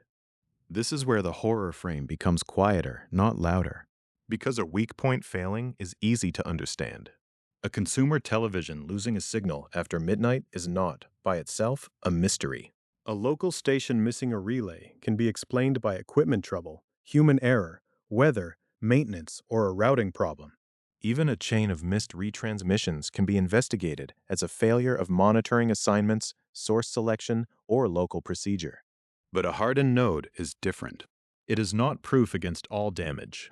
No real system should be treated as perfect. Still, its purpose is resilience. Its purpose is to remain useful when lesser parts of the map begin to go dark. In the fictional archive, that is why the primary entry point stations become a test of the impossible message. The sleep instruction has already been separated from real emergency alert system protocol. We are not claiming that a sourced federal alert category tells people to sleep. There is no established public warning rule in the material before us that supports such a command. But the story is not asking whether the command is legitimate anymore. It is asking why the command seems to have moved through spaces designed for legitimacy. The primary entry point network belongs to that uncomfortable middle ground. It is factual enough to make the premise feel built from real mechanisms, and limited enough that the fiction cannot simply hide behind magic. These stations are part of the National Public Warning System, the network used to distribute emergency alert system alerts formatted in the EAS protocol. That does not make them supernatural gateways. It makes them important witnesses. If Channel 9 is the strange screen in the house, a primary entry point station is the place an investigator would check when the house stops making sense. The archive report imagines that check-in fragments, not as a chase, not as a siren, but as paperwork and signal paths. A log entry requested. A generator status noted. A backup communications route listed. A call sign withheld in the public copy. A timestamp that does not line up with the monitor recording. A station that should have carried a national warning, but instead shows no matching record of the phrase the viewer remembers hearing. The fear does not come from discovering that the system is secretly evil. It comes from discovering that the system's strongest reference points do not agree with the evidence on the tape. That contradiction is the engine of the episode. Real emergency alerting depends on trust, but not blind trust.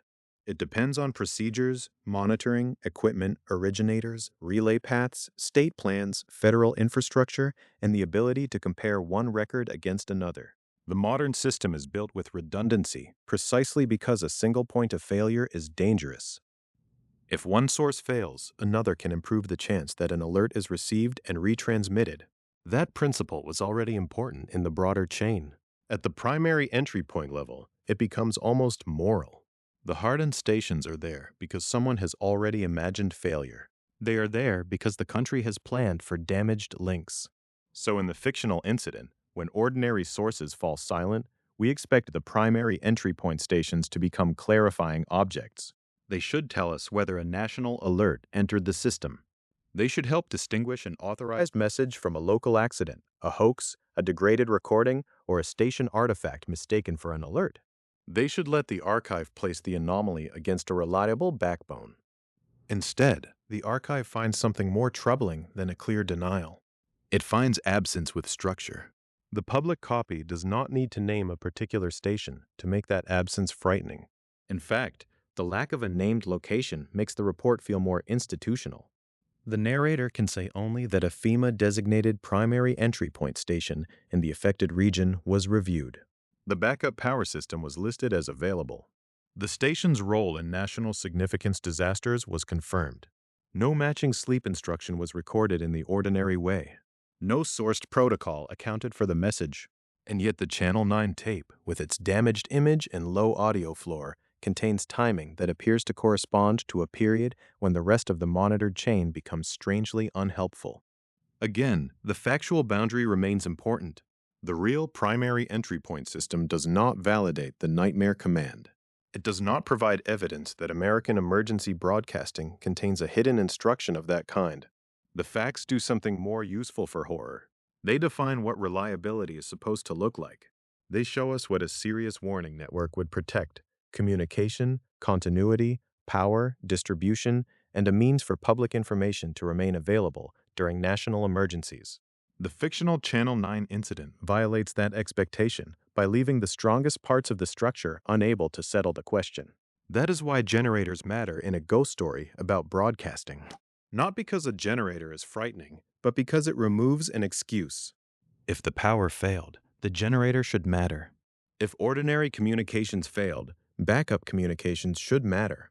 If the local relay chain fractured, a primary entry point station should still give investigators a firmer place to stand.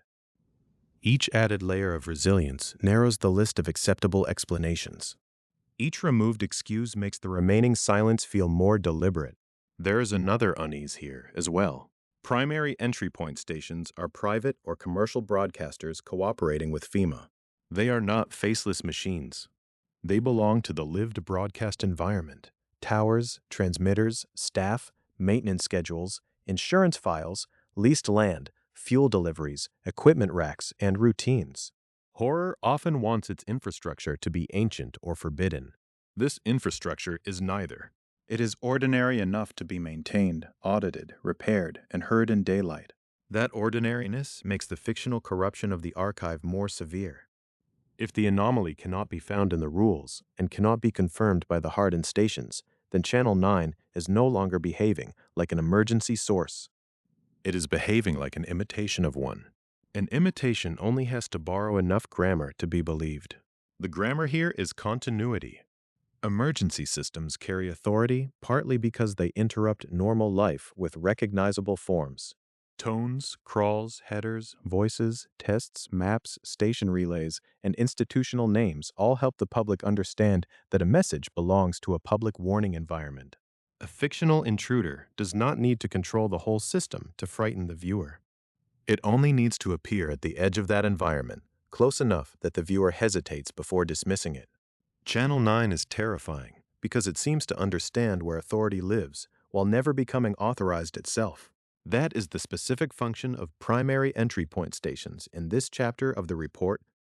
They are not the origin of the nightmare. They are the measuring instrument. If the measuring instrument gives a clean result, the archive can move on. If it fails, the archive can document the failure.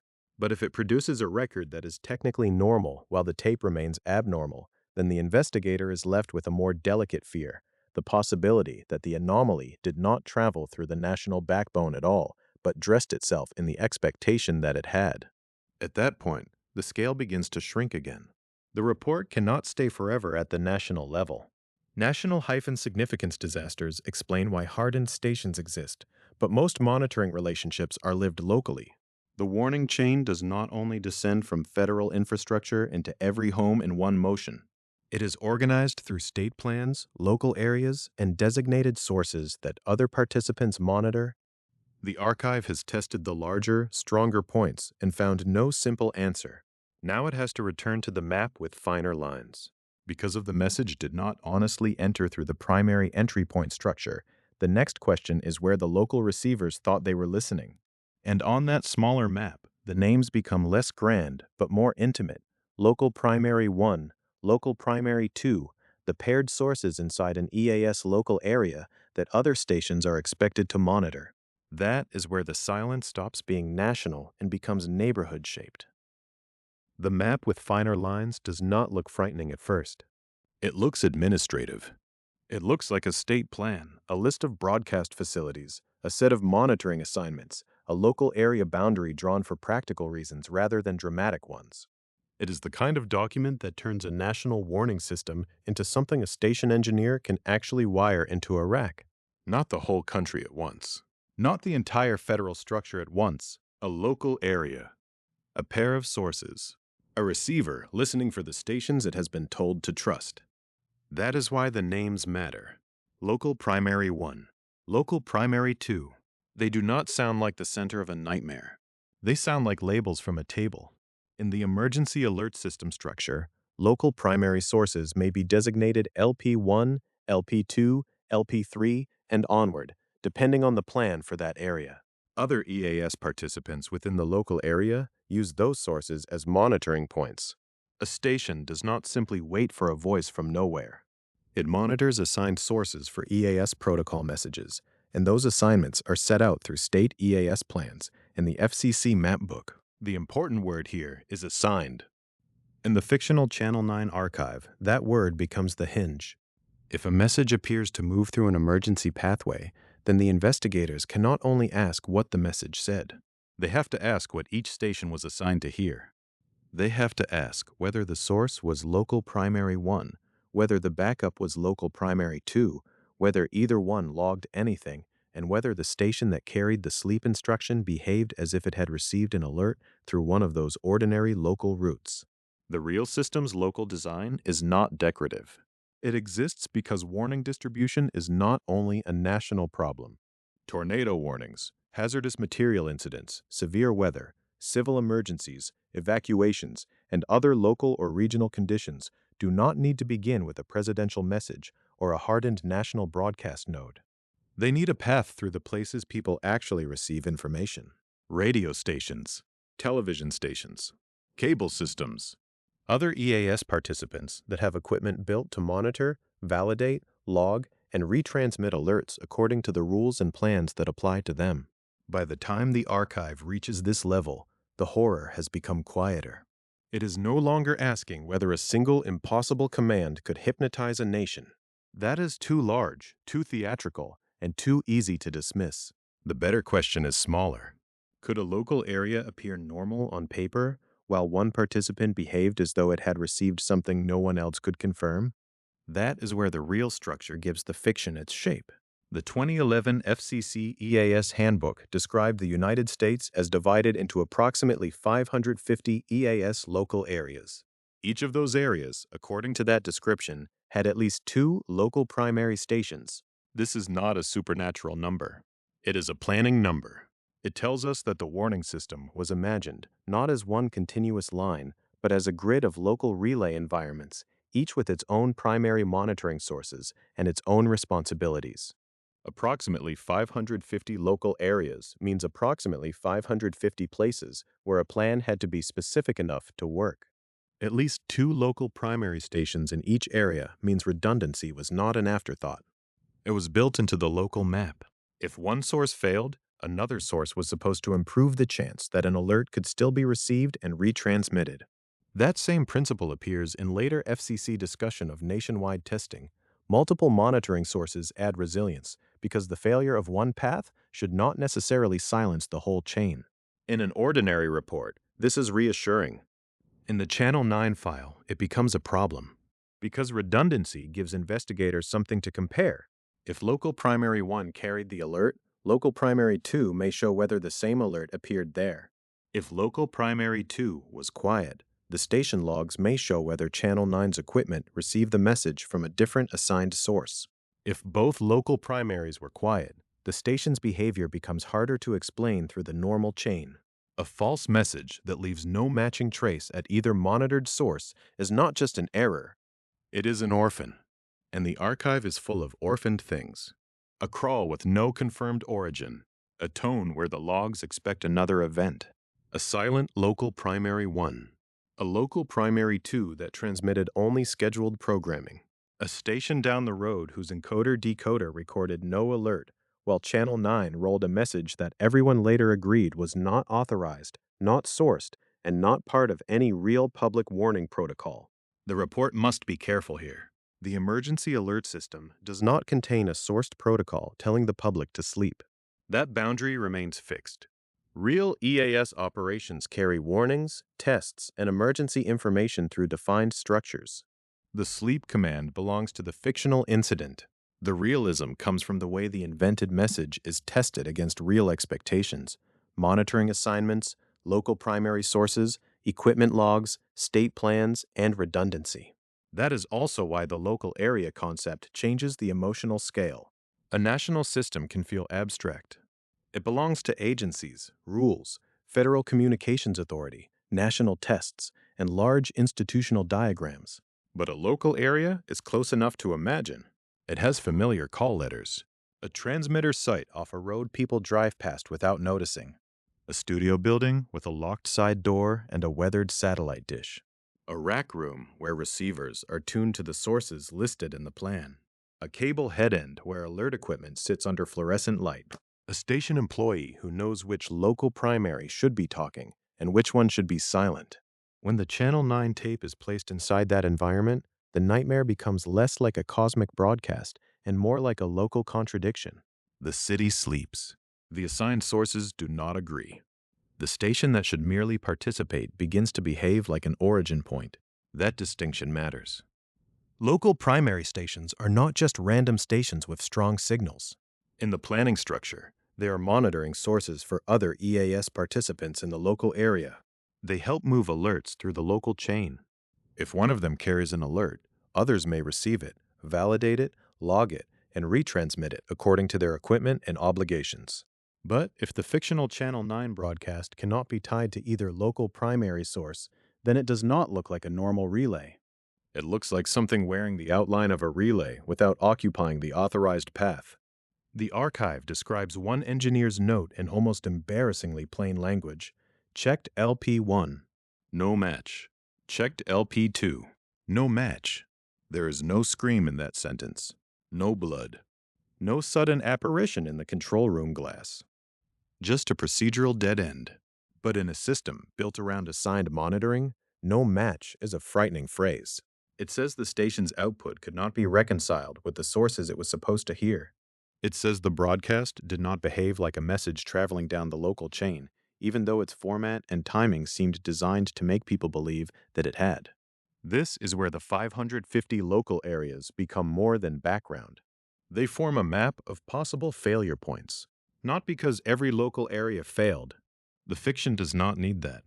It only needs the possibility that a failure could be local, bounded, and still devastating to the people inside it.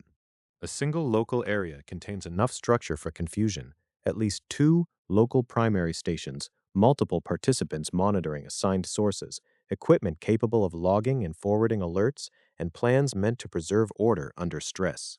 If the wrong thing appears inside that order, it can hide for a moment behind the expectation that the system knows what it is doing. That is the real unease of institutional design in horror. Systems teach people what to trust. They tell operators which sources matter. They tell stations what to monitor. They create habits of response, and most of the time, those habits are necessary. Without them, warnings would be slower, messier, and less reliable. But a fictional anomaly that imitates the surface of that trust can exploit the first few seconds before doubt catches up. The sleep instruction in the Channel 9 incident is not plausible because the real system would issue it. It is plausible as a nightmare because the real system contains enough structure for a false shape to be noticed.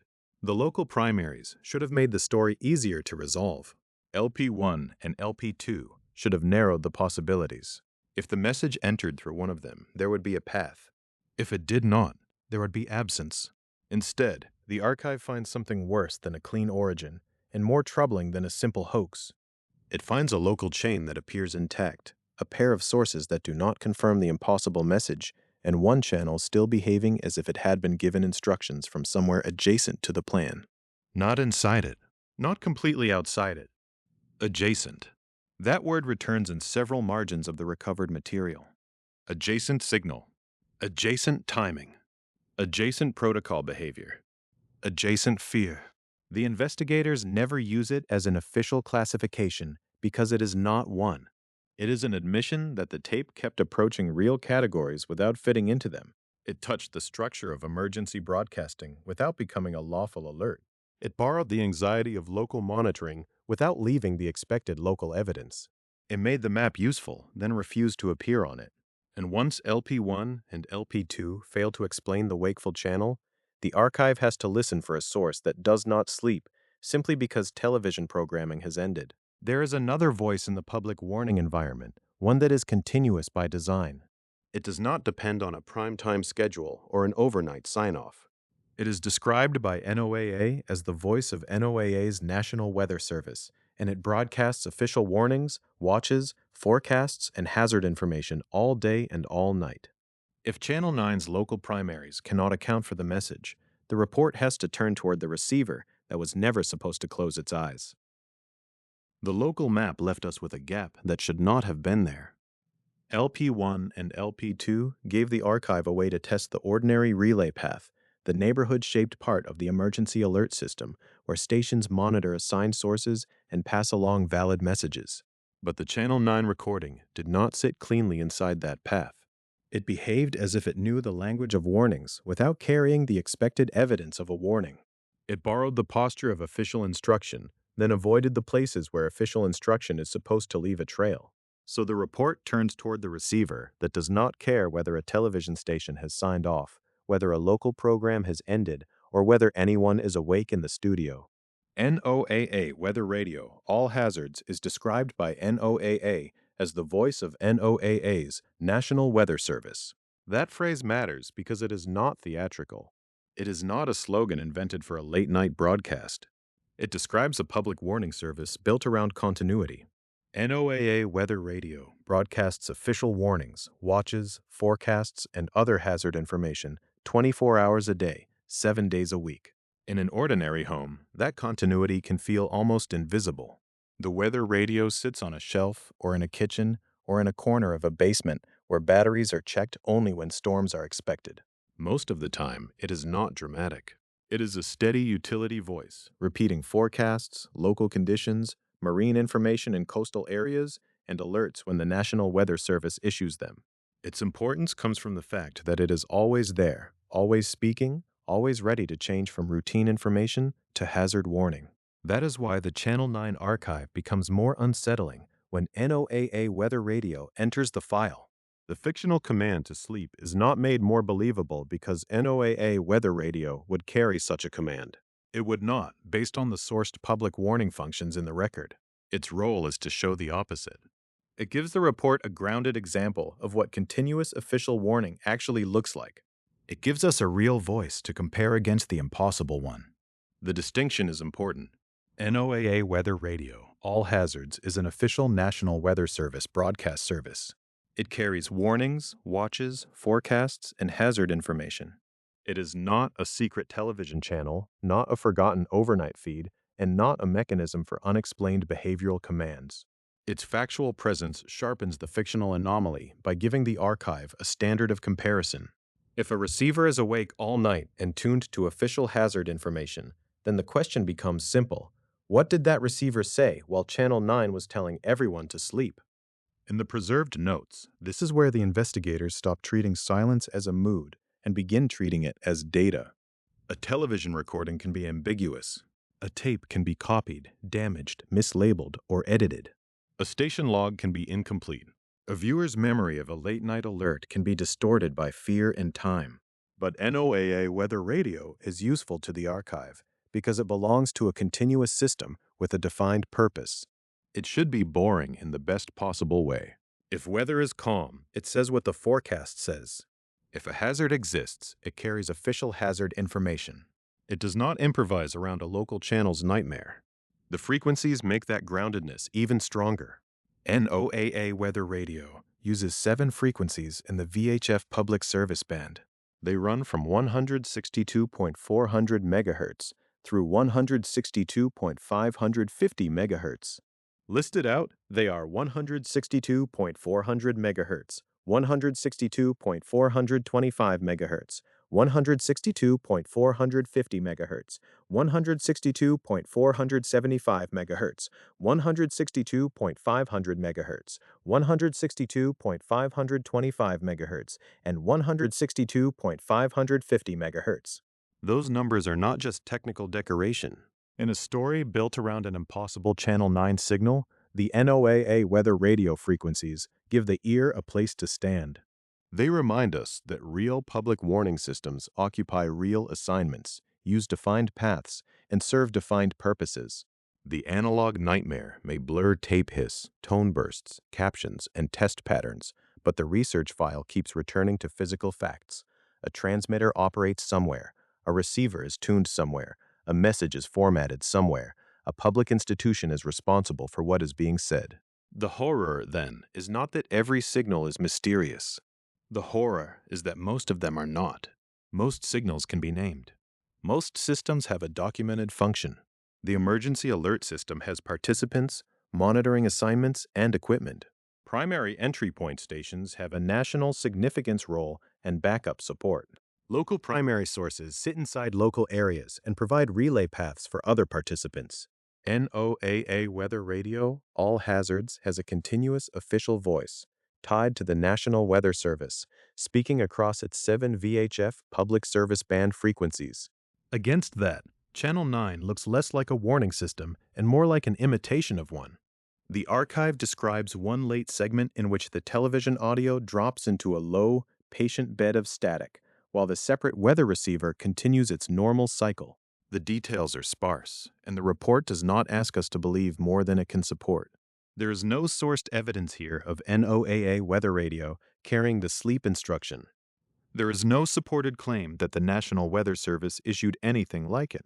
What the file preserves instead is a contrast. On one side, the known continuous service. On the other, a television channel behaving as if it had found its own midnight authority. That contrast changes the emotional shape of the incident. Earlier chapters asked whether the fictional message had entered through national warning infrastructure, through a primary entry point station, or through local monitoring sources, such as LP1 and LP2. Those were questions about routing. This chapter asks a quieter question about companionship. If the public warning environment contains a voice that never sleeps, why does the Channel 9 tape sound so alone? The answer is not in NOAA weather radio itself. That is the point. The weather radio stands in the archive as a control sample. It is the receiver that should keep speaking in its own official lane, regardless of whether an overnight television signal has gone wrong. It makes the Channel 9 anomaly easier to isolate. If the weather receiver is ordinary, then the television signal cannot hide behind a vague claim that all emergency channels were behaving strangely. If the weather receiver carries routine warnings, watches, forecasts, and hazard information, then the sleep command remains outside the known public warning purpose. There is also a deeper narrative pressure in the phrase all hazards. It does not mean all fantasies. It does not mean every fear a community can imagine. It refers to an official service that can carry weather and other hazard information through the National Weather Service voice. In the archive, that phrase becomes almost cruel. All hazards should imply breadth, readiness, coverage. But the Channel 9 event is framed as something that refuses to become an official hazard in the ordinary sense. It has no clean event code in the notes we have covered. It has no proper local relay origin. It has no lawful protocol instructing the public to sleep. It is a hazard only because people heard it, obeyed it, feared it, or later found proof that it had been there. The weather radio never sleeps, but it also never confirms the nightmare. That is the most useful thing it can do for the report. It does not solve the incident. It limits it. It draws a boundary around the real system so the fictional one cannot take credit for functions it does not have. NOAA Weather Radio All Hazards keeps broadcasting official information 24 hours a day, 7 days a week. Its 7 VHF public service band frequencies remain where they are. The voice of NOAA's National Weather Service remains a known voice. And when that known voice is placed beside the Channel 9 tape, the technical question becomes harder to avoid. If the sleep instruction is not a NOAA weather radio message, not an EAS protocol message, not a lawful alert, and not a clean product of the local monitoring map, then the archive has to stop asking only who spoke. It has to ask where the speech was living. Channel 9 is not just a name in the story. It corresponds to a real television allocation, a defined place in the spectrum under federal rules. The report has followed the warning chain as far as it can, from national structures down to local sources and across to the weather radio that never closes its eyes. Now the remaining anomaly has to be placed against the band it claimed as its home, the United States Television Channel 9 assignment, 186 to 192 megahertz, where the next question is no longer whether the command was official. It is what, exactly, was occupying that space. The previous question leaves the report in a narrower room, not the national warning chain, not the local monitoring map, not NOAA Weather Radio All Hazards with its continuous public service band voice. Those systems have names, purposes, and documented limits. They can carry official warnings, watches, forecasts, tests, corrections, and emergency information. They can fail, be misused, or be misunderstood. But none of the sourced public warning structure gives us a lawful instruction that says everyone should sleep. So the archive turns to the thing the tape itself insists on. Channel 9. In ordinary speech, a television channel can sound like a button on a remote, a memory from a living room, a number printed in a television guide. But in the technical and regulatory world, a channel is also a place. It is an allocation inside the radio frequency spectrum, a range where a television station may operate under federal rules. That is why the Channel 9 detail matters. It is not only a fictional label. It points to a defined band. Under federal television allocation rules, United States Television Channel 9 is assigned to the 186 to 192 megahertz band. The relevant table appears in federal regulations in 47 CFR Section 73.603. That does not make the nightmare real. It makes the nightmare precise, and precision changes the shape of fear. A vague, haunted broadcast can come from anywhere. It can drift in from the atmosphere, from an old tape, from an abandoned transmitter, from some undefined place beyond the frame. But a signal named Channel 9 has to face a more practical question. If it is being received as Channel 9, then the story has placed it near a known piece of spectrum. It has given the anomaly an address. 186 to 192 megahertz is not the same neighborhood as NOAA weather radio. The weather radio frequencies discussed in the previous part sit lower, on 7 VHF public service band channels between 162.400 MHz and 162.550 MHz.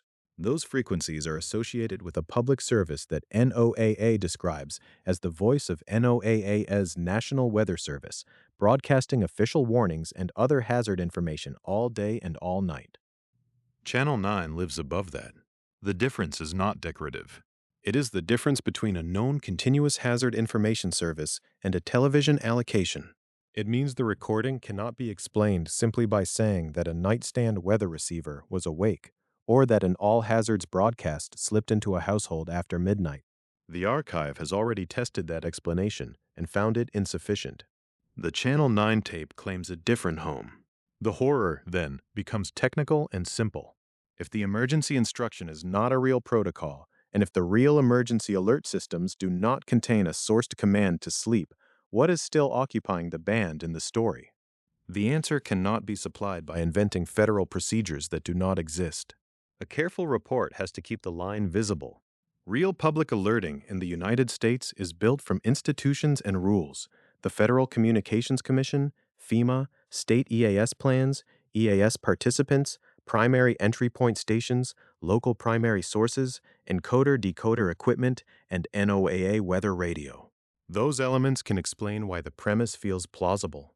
They cannot authorize the impossible message. That is the discipline of this archive. It does not let the fiction hide inside the real system and pretend to be law. Instead, it asks what the fiction is imitating. The Channel 9 recording borrows the authority of emergency language. It borrows the old emotional memory of broadcast interruption. It borrows the idea that a message can override ordinary programming and enter a room with a tone, a crawl, or a still image. It also borrows the public habit of obedience, the reflex that says, if a warning sounds official, it must have come from a place built to warn us. But on the technical map, authority and occupancy are not the same thing. A frequency band can be assigned. A station can be licensed. A receiver can be tuned. Equipment can be configured to monitor specific sources. But the mere appearance of a message on a channel does not prove that the message is valid, lawful, or official. This is one of the quiet truths beneath the entire episode. A frightening transmission does not become a legitimate alert because it wears the costume of one. That distinction matters even more in analog nightmare storytelling, because old television makes illegitimacy look familiar. Snow, carrier hum, color bars, dead air, abrupt tones, late-night silence, and imperfect reception all feel like artifacts of a system that once belonged to everyday life.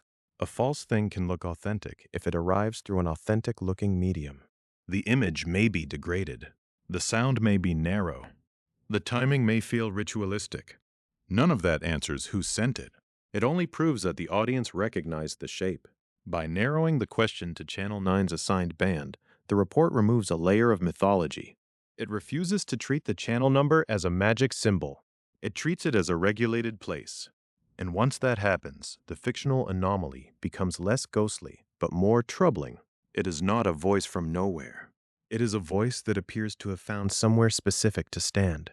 That is why the phrase, "still awake," is useful but dangerous. In the story, Channel 9 is described as if it has human endurance. Everyone else is told to sleep, but Channel 9 remains awake. It watches. It continues. It refuses the instruction that it delivers to the public. In emotional terms, that is the center of the nightmare. In technical terms, though, a channel does not sleep. A channel is not conscious. A frequency allocation does not close its eyes. Stations sign on and off. Equipment is energized or de-energized. Transmitters operate or do not operate. Receivers tune or fail to tune. Monitoring assignments are followed, misconfigured, or interrupted. Logs may show activity, or they may show nothing helpful at all. The story turns that gap into dread. It gives human language to infrastructure, but the archive has to translate the metaphor back into mechanisms. When we say Channel 9 was still awake, what we can responsibly mean is this: the recording depicts a television signal continuing to present content on the assigned Channel 9 space after the surrounding warning environment has become untrustworthy. It depicts persistence where there should be explanation. It depicts occupancy without a clean institutional source. That is more frightening than a simple supernatural claim, because it resembles the way real failures are first encountered, not as full explanations, but as symptoms. A message appears. A log does not match. A correction is delayed. A source denies origin. A receiver behaves as if it heard something that the official chain cannot confirm. The fear begins in the mismatch between what the system is supposed to do and what people believe they have just experienced. The Channel 9 band gives the fiction a hard edge because it limits the hiding places. The report can no longer drift through the whole emergency architecture. It has already passed through CONELRAD's Cold War logic, the emergency broadcast system, the two-tone attention signal, the later emergency alert system, the chain of monitored sources, primary entry point stations, local primary stations, and NOAA weather radio. Each step provided a real mechanism. Each step also removed an easy explanation. Now what remains is a channel allocation and an unauthorized instruction. That is the point where the archive becomes almost clinical. The sleep command is not validated by being frightening. It is not validated by sounding official. It is not validated by appearing on a television channel associated with a real frequency range. It remains outside the sourced public warning framework. If anything, its use of that framework's visual and acoustic grammar makes it more suspect, not less. The true emergency systems are designed around warning, relay, redundancy, monitoring, and correction. They are imperfect because institutions are imperfect, equipment is imperfect, and human beings operate within complicated procedures under pressure. But their purpose is legible. They exist so their warnings can reach the public through many routes when life and safety are at stake. The Channel 9 message in the story has a different purpose. It does not inform. It suppresses. It does not tell people what hazard is present, where it is, how long it will last, or what protective action has been authorized by a responsible agency. It gives only a command, and the command removes witnesses. That is where the analog image becomes so cold. A television signal is normally meant to be seen. An emergency alert is meant to be noticed. NOAA weather radio is meant to wake the sleeping listener when danger requires attention. But this fictional message uses the language of warning to do the opposite. It asks the public to become unavailable. It asks the audience to surrender the very awareness that emergency systems are built to create. So when the report asks what occupied the 186 to 192 megahertz band, it is not only asking about a transmitter. It is asking about a reversal of purpose. A real warning system tries to keep a population conscious of danger. The Channel 9 tape imagines a signal that wants the population unconscious before the danger is named. At this stage, the archive has no need to pretend that such a protocol exists. The fear is sharper without that pretense to overcalm. The factual record gives us the band. The rules give us the allocation. The emergency system gives us the contrast. What remains is the fictional residue, a signal wearing public authority while refusing public accountability. And that residue leads the report toward a harder kind of evidence. Because there are moments in real history when an alert did not have to be supernatural to terrify a population. It only had to be believed. A message could be sent through actual systems, received by actual people, and produce actual fear before the correction arrived.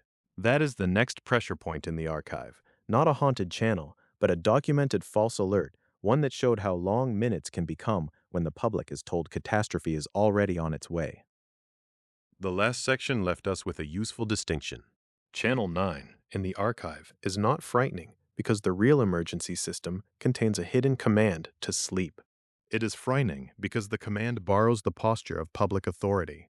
It arrives with the emotional shape of an alert. It behaves like something that should be documented, routed, logged, corrected, and explained. For that reason, the most important comparison is not another invented tape. It is a real morning in Hawaii. On January 13, 2018, at 8:07 in the morning, Hawaii Standard Time, Hawaii's Emergency Management Agency mistakenly sent a ballistic missile alert through the emergency alert system and wireless emergency alerts. The warning was false. But for the people who received it, the first fact was not falsity. The first fact was arrival. The message came through real public warning channels. It did not need a rumor network to become terrifying. It did not need a distorted face on a screen or a half-erased voice on a late-night recording. It entered the ordinary places where emergency information is expected to appear. Televisions, radios, mobile phones, the devices people carry in their pockets and leave on kitchen counters. The devices that make official warnings feel immediate because they are designed to interrupt normal life. This is why the Hawaii case belongs inside the Channel 9 archive. It shows that the deepest fear in a warning system is not always the disaster itself. Sometimes it is the gap between an official message and the public's ability to know whether the message is true. The FCC later found that the false missile alert caused 38 minutes of public confusion, fear, and uncertainty before a correction was sent through EAS and WEA. 38 minutes is not an abstract administrative delay when the message is about a ballistic missile. It is time enough for people to call family members, time enough to search for shelter, time enough to decide which room in a house has the fewest windows, time enough to understand that modern warning systems can move faster than reassurance. That delay matters because an emergency alert does not arrive as a suggestion. It arrives inside a system built to be taken seriously. The public has been trained over decades to recognize interruption as importance. The tone, the crawl, the push notification, the official wording, the sudden break in the ordinary flow of media, all of these are part of a civic contract. When the warning appears, the listener is not supposed to debate its existence. The listener is supposed to respond. In Hawaii, the mistaken alert exposed how dangerous that contract becomes when human error meets inadequate safeguards. The FCC's Hawaii report attributed the false alert and delayed correction to a combination of human error and inadequate safeguards. That phrase is dry in the way official language often is. It does not scream. It does not describe the private scenes that followed the alert, but it contains the shape of the failure. A person can make a mistake. A system is supposed to be designed with enough checks that the mistake does not become a public emergency. When those checks are not adequate, the error inherits the authority of the system around it. This is where the case becomes more than a footnote. Emergency alerting is not a single voice speaking from a single room. Earlier in the archive, we followed the layers: broadcasters, monitoring assignments, state EAS plans, local primary sources, FEMA infrastructure, and EAS equipment that can receive, validate, log, and forward alerts. We did not follow those layers to suggest that the system is simple. We followed them because the system's complexity is part of its promise. Redundancy is meant to reduce fragility. Multiple paths are meant to help the warning survive failure. But redundancy does not automatically solve the problem of a false message. If the message is accepted as valid and passed through authorized mechanisms, the strength of the system can become the strength of the mistake. The same architecture that helps a real warning travel can also make a false warning difficult for the public to dismiss. This is the uncomfortable lesson that the Channel 9 fiction borrows without needing to counterfeit the facts. It imagines a message with no legitimate origin, but the real world has already shown what happens when legitimacy and error occupy the same channel for too long. The fear does not require supernatural proof. It requires a public that has good reason to believe what the alert system tells it. At 8:07 in the morning, people in Hawaii received a warning that seemed to describe an immediate catastrophic threat. The later finding that it was false did not erase the minutes in between. In those minutes, the warning was socially real. It changed behavior. It changed breathing. It changed the meaning of ordinary rooms. Kitchens, bedrooms, hallways, hotel lobbies, and roads became places where people had to decide what an official message required of them. The FCC's finding of 38 minutes of public confusion, fear, and uncertainty is therefore not just a measurement of time. It is a measurement of trust under pressure. It marks the interval between institutional speech and institutional correction. In an alerting environment, correction is not secondary. Correction is part of the warning system's moral responsibility. If the system can interrupt the public, it must also be able to retract, clarify, and repair with speed. The Hawaii false alert showed that delayed correction can become its own emergency. The original error was one failure. The inability to promptly reassure the public through the same level of visible authority was another. A false alert that lasts a few seconds may become an incident. A false alert that lasts 38 minutes becomes an environment. That word is important for the archive. An environment is not just a message. It is the room the message creates. In the Channel 9 material, the instruction to sleep creates an environment of compliance and isolation. The screens repeat authority without accountability.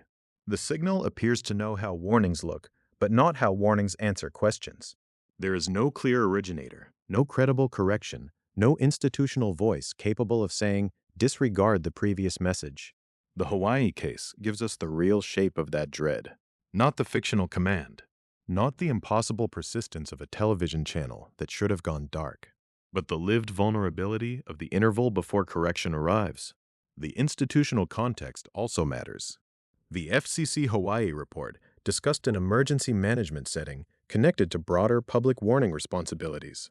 The FCC Operations Center, DHS National Operations Center, FEMA, Hawaii EMA, and the Hawaii State Emergency Communications Committee were all part of the institutional landscape around the event.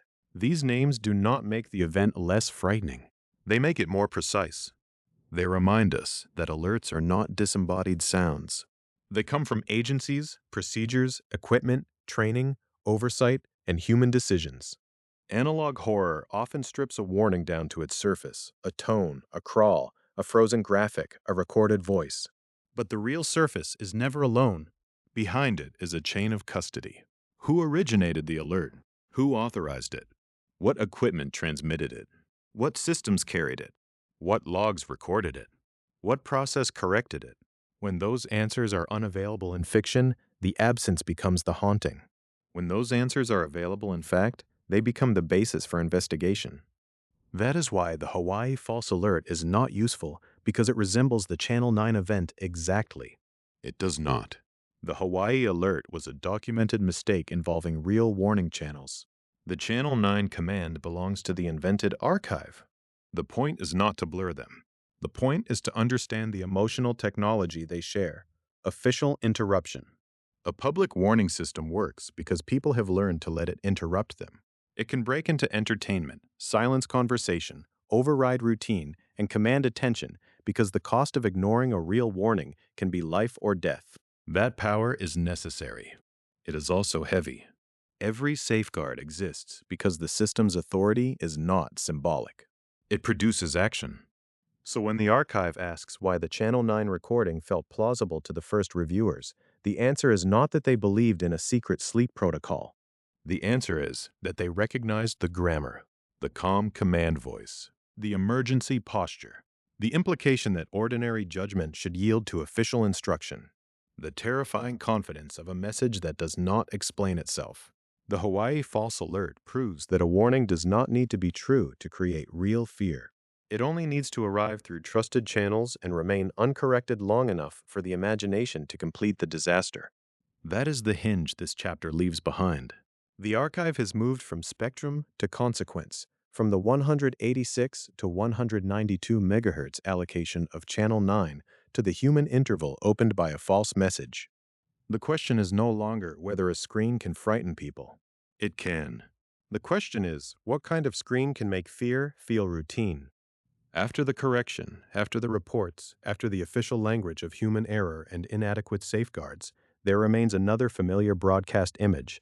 Not an alert, not a face, not even a program. Just a technical surface left on the air when programming has ended. Bars of color. A steady reference pattern. The kind of image engineers use to calibrate equipment, and the kind of image a nightmare can use as a blank wall. Because once authority has been reduced to a signal, even a test pattern can start to look like it is waiting for instructions. That is where the archive becomes quieter. After the false alert, after the correction, after the institutional language of human error, inadequate safeguards, and public uncertainty, the image left behind is not dramatic at all. It is ordinary broadcast furniture. It is the screen that appears when there is nothing else to show. For viewers who grew up around late-night television, the test image has its own kind of memory. It does not plead. It does not explain. It simply occupies the frame. A set of bars. A field of tones. A composition designed not for entertainment, but for measurement. The screen is not supposed to mean anything in a narrative sense. It is supposed to help equipment agree with itself. That is why it matters. The Channel 9 tape in the story does not become more believable because a test pattern appears after midnight. It becomes more unsettling because the test pattern is one of the least mysterious objects in broadcasting. It belongs to maintenance, calibration, and standardization. It is the opposite of prophecy. It is a technical surface. SMPTE color bars are one of the best-known examples of that surface. They are standardized television test patterns used to provide a consistent reference for calibrating broadcast monitors, programs, and cameras. Their purpose is not to frighten an audience. Their purpose is to make sure that what a system sends, what a monitor displays, and what an operator sees can be compared against a stable reference. In a normal archive, that would make the image reassuring. A test pattern says that someone, somewhere, expected equipment to be adjusted. It says the system is being checked, not possessed. It belongs to the same world as meters, logs, switchers, cameras, and monitors. It reminds us that broadcasting is not only programming, it is also alignment.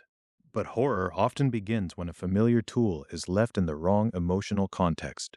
An emergency message carries authority through language. A false alert carries fear through institutional trust. A test pattern carries neither of those things directly. It carries neutrality. It is a standardized reference, something meant to remain the same so that everything else can be measured against it. And that neutrality is exactly what gives the fictional Channel 9 image its force. If the emergency command to sleep is impossible as a real protocol, then the test pattern becomes the place where the impossible can be projected without needing to declare itself. The tape does not need to show a figure in the studio. It does not need to show a newsroom anchor reading the message with a blank expression. It does not even need the old emergency graphics to remain on screen. It only needs the most technical image possible, holding steady after midnight while the viewer remembers what came before. Bars of color are not evidence of a supernatural event. They are evidence of broadcast culture. They belong to the long, practical habit of using known patterns to check unknown behavior. If a monitor's color is wrong, the bars reveal it. If a signal path is drifting, a reference pattern helps expose the drift. If a camera or program feed needs adjustment, the standardized pattern gives engineers something stable to compare against. That is the factual ground beneath the nightmare. The image is not strange. The situation around it is strange. The report has already separated the fictional sleep command from the real public warning system. Real United States emergency alert systems can carry warnings, tests, and corrections through documented mechanisms. They involve broadcasters, cable systems, satellite services, monitoring assignments, state EAS plans, the FCC mapbook, FEMA infrastructure, and equipment designed to receive, validate, log, and forward messages. None of that produces a sourced instruction ordering the public to sleep. So when the Channel 9 recording settles into color bars, the archive has to resist the easier conclusion. The bars do not prove that the alert was official. They do not prove that a hidden protocol exists. They do not prove that a station was under intelligent control. They prove, at most, that the story has placed an impossible message onto a very recognizable broadcast surface. That distinction is important because analog nightmares work by confusing two kinds of belief. The first is factual belief, what a system is documented to do. The second is atmospheric belief, what a viewer feels a system could do if seen alone, late at night, without context, through degraded tape. The emergency alert system belongs to the first category. The Channel 9 sleep command belongs to the second. The test pattern sits between them.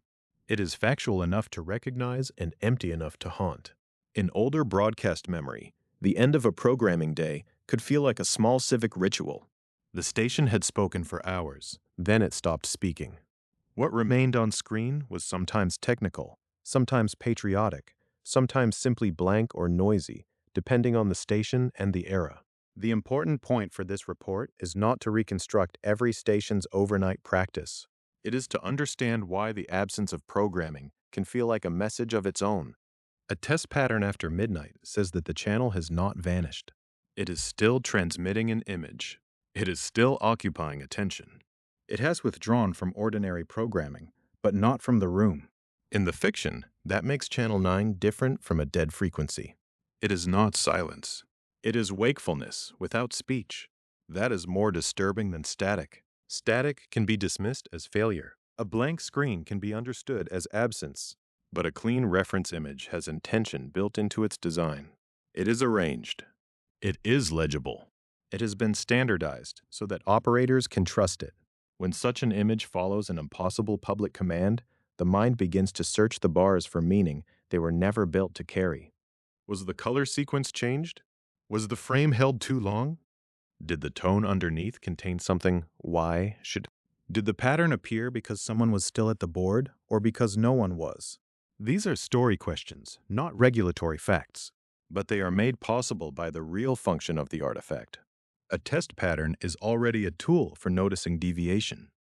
In horror, that makes the viewer into an unwilling technician. The viewer watches for something to be wrong. And because the pattern is supposed to be stable, even imagined movement feels like evidence. A slight flutter becomes a sign. A tracking error becomes a pulse. A shift in brightness becomes a response. The technical surface invites scrutiny, and scrutiny is one of the oldest engines of fear. The longer the image remains ordinary, the more the viewer begins to distrust the act of watching it. This is where the archive report style has to remain careful. It should not claim that SMPTE color bars are an emergency alert mechanism. They are not. It should not claim that a test pattern can authorize a warning. It cannot. It should not imply that modern alerting depends on a station being awake in the human sense. Real alerting architecture is built around equipment, monitoring, plans, and redundancy, not around the mood of a lonely overnight channel. But fiction can use the language of those systems without changing the facts. It can place an impossible message beside an authentic image and let the audience feel the seam. The horror is not that color bars are dangerous. The horror is that they are harmless, and yet the tape has taught the viewer to expect harm from every harmless thing. That is the function of the midnight pattern in the Channel 9 incident. It cools the room down after the emergency voice. It returns the screen to something technical. It behaves like a reset. But it does not restore trust. Instead, it shows how quickly trust can become contaminated.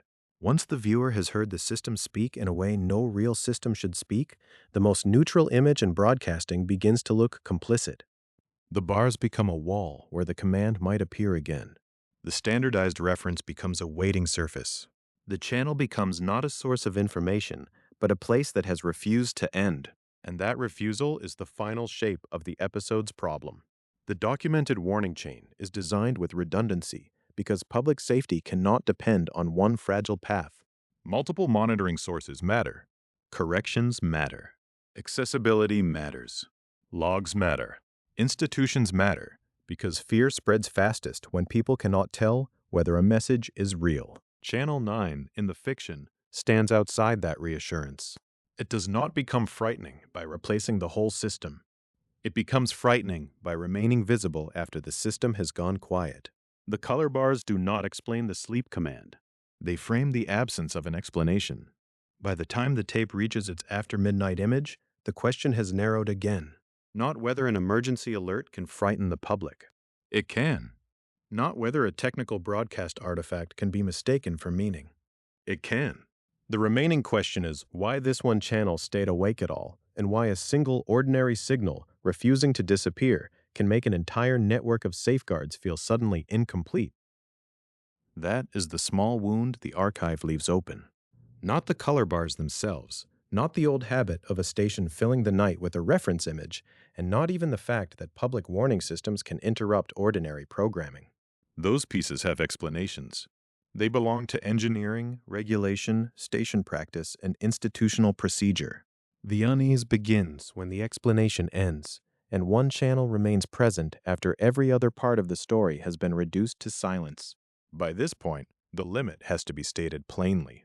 Real United States emergency alert systems do not contain a sourced public instruction ordering people to sleep. The systems we have been tracing can carry warnings. They can carry tests. They can carry corrections. They can route messages through broadcasters, cable systems, satellite services, weather radio, federal infrastructure, state plans, and local monitoring assignments.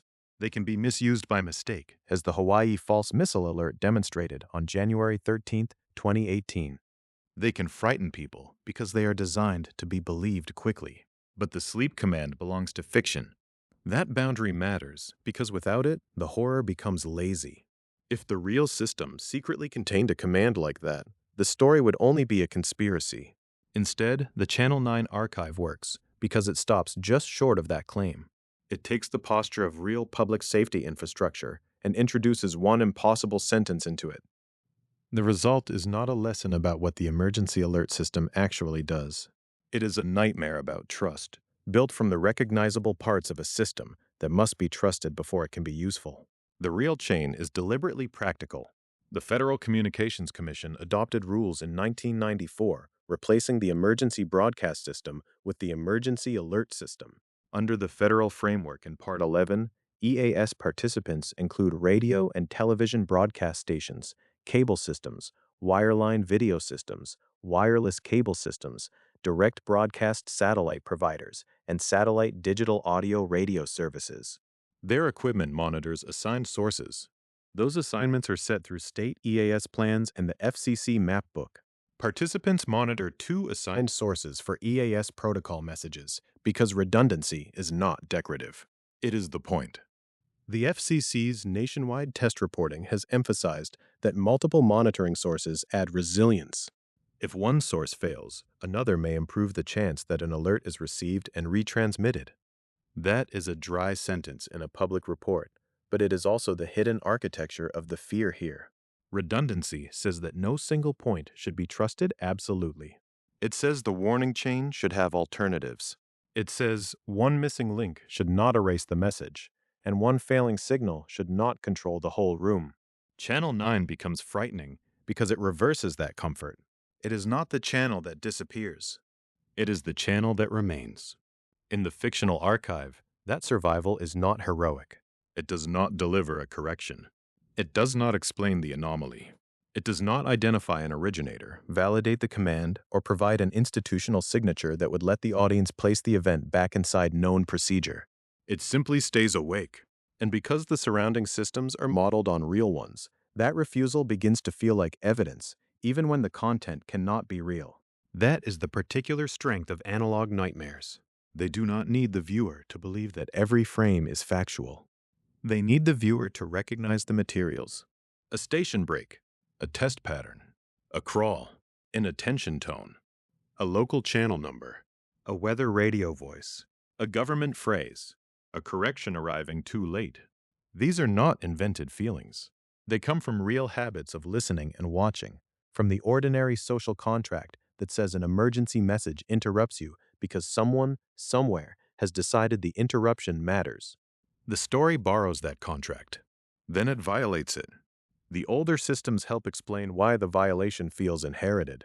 CONELRAD was built in the early Cold War around the fear that ordinary broadcast transmissions could become navigational guides for enemy aircraft. Its carrier interruption sequence, with stations going silent, returning, going silent again, and then transmitting a tone, turned absence itself into part of the message. The emergency broadcast system that followed in 1963 kept stations on their assigned frequencies and depended on broadcasters, equipment, and procedures to hold the chain together. The later emergency alert system added a more structured national framework, with encoder-decoder equipment, monitoring assignments, and connection to FEMA's integrated public alert and warning system for common alerting protocol messages. Across those changes, one idea remains steady. Emergency communication is not just about a message. It is about a route.